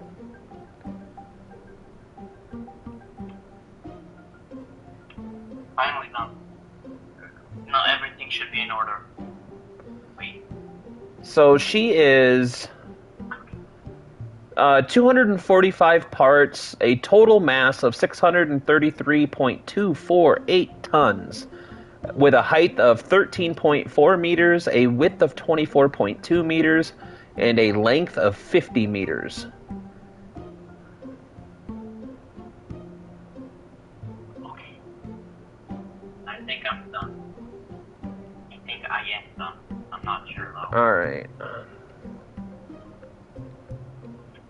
I'm just gonna launch. Hope for the best. I don't know what this one's all about. The vessel has 3 consumers that are not receiving monopropellant they need. Did I take out the monopropellant? Well, I'll put it back. There. Are you happy? Alright, cool. So these two. Yeah. Laser was talking about the ant thrusters and what they're good for. I'm So, finally ready. I believe in you. First thing I need to do. Oh, I get it. What's That. Those look good. That looks good. Yeah. Okay, now it should launch. I'm just wondering why my Delta V numbers look so goofy.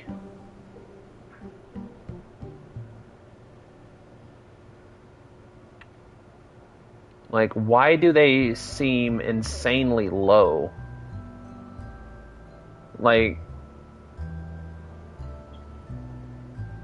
I know this thing has more Delta V than 841 meters per second. Hold on. Maybe if I... That's better.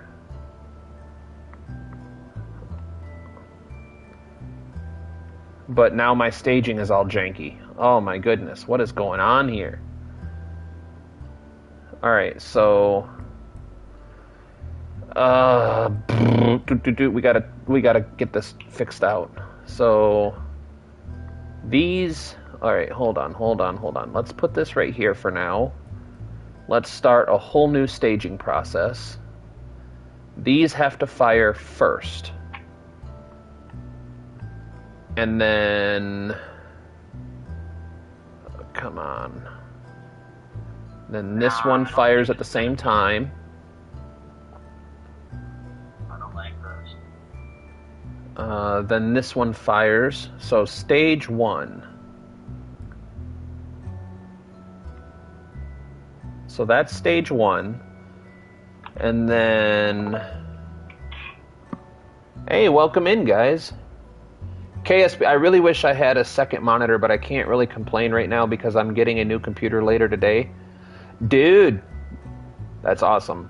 I'm hoping... Go ahead. The front core wings need aero lines. Aileron. The front need... They have them built in. They should. Yes? No? Yeah, they do. The front core wings have ailerons built in on both. Anyway, KSP time. Bub, good. Yeah, KSP party. 100%. All right. Sorry, I keep getting distracted. It's a curse. What can I say? All right, so now... This... What is all these? These should all be the Sepatrons, which... They do belong on this stage, but this belongs on this stage as well. So what is this one? I have to manufacture bigger boosters because these ones are not enough. Okay. Alright. How much is it? 3? Oh, no. I'll leave that alone for now.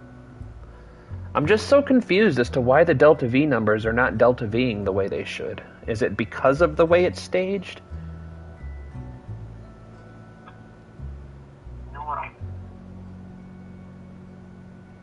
What if I was to do... 1, 2, 3. Oh, why do you do this to me? Why, Kerbal?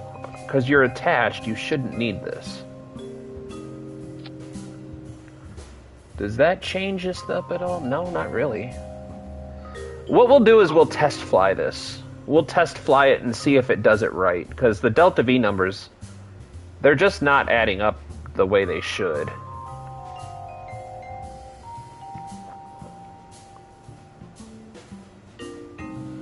Alright, so...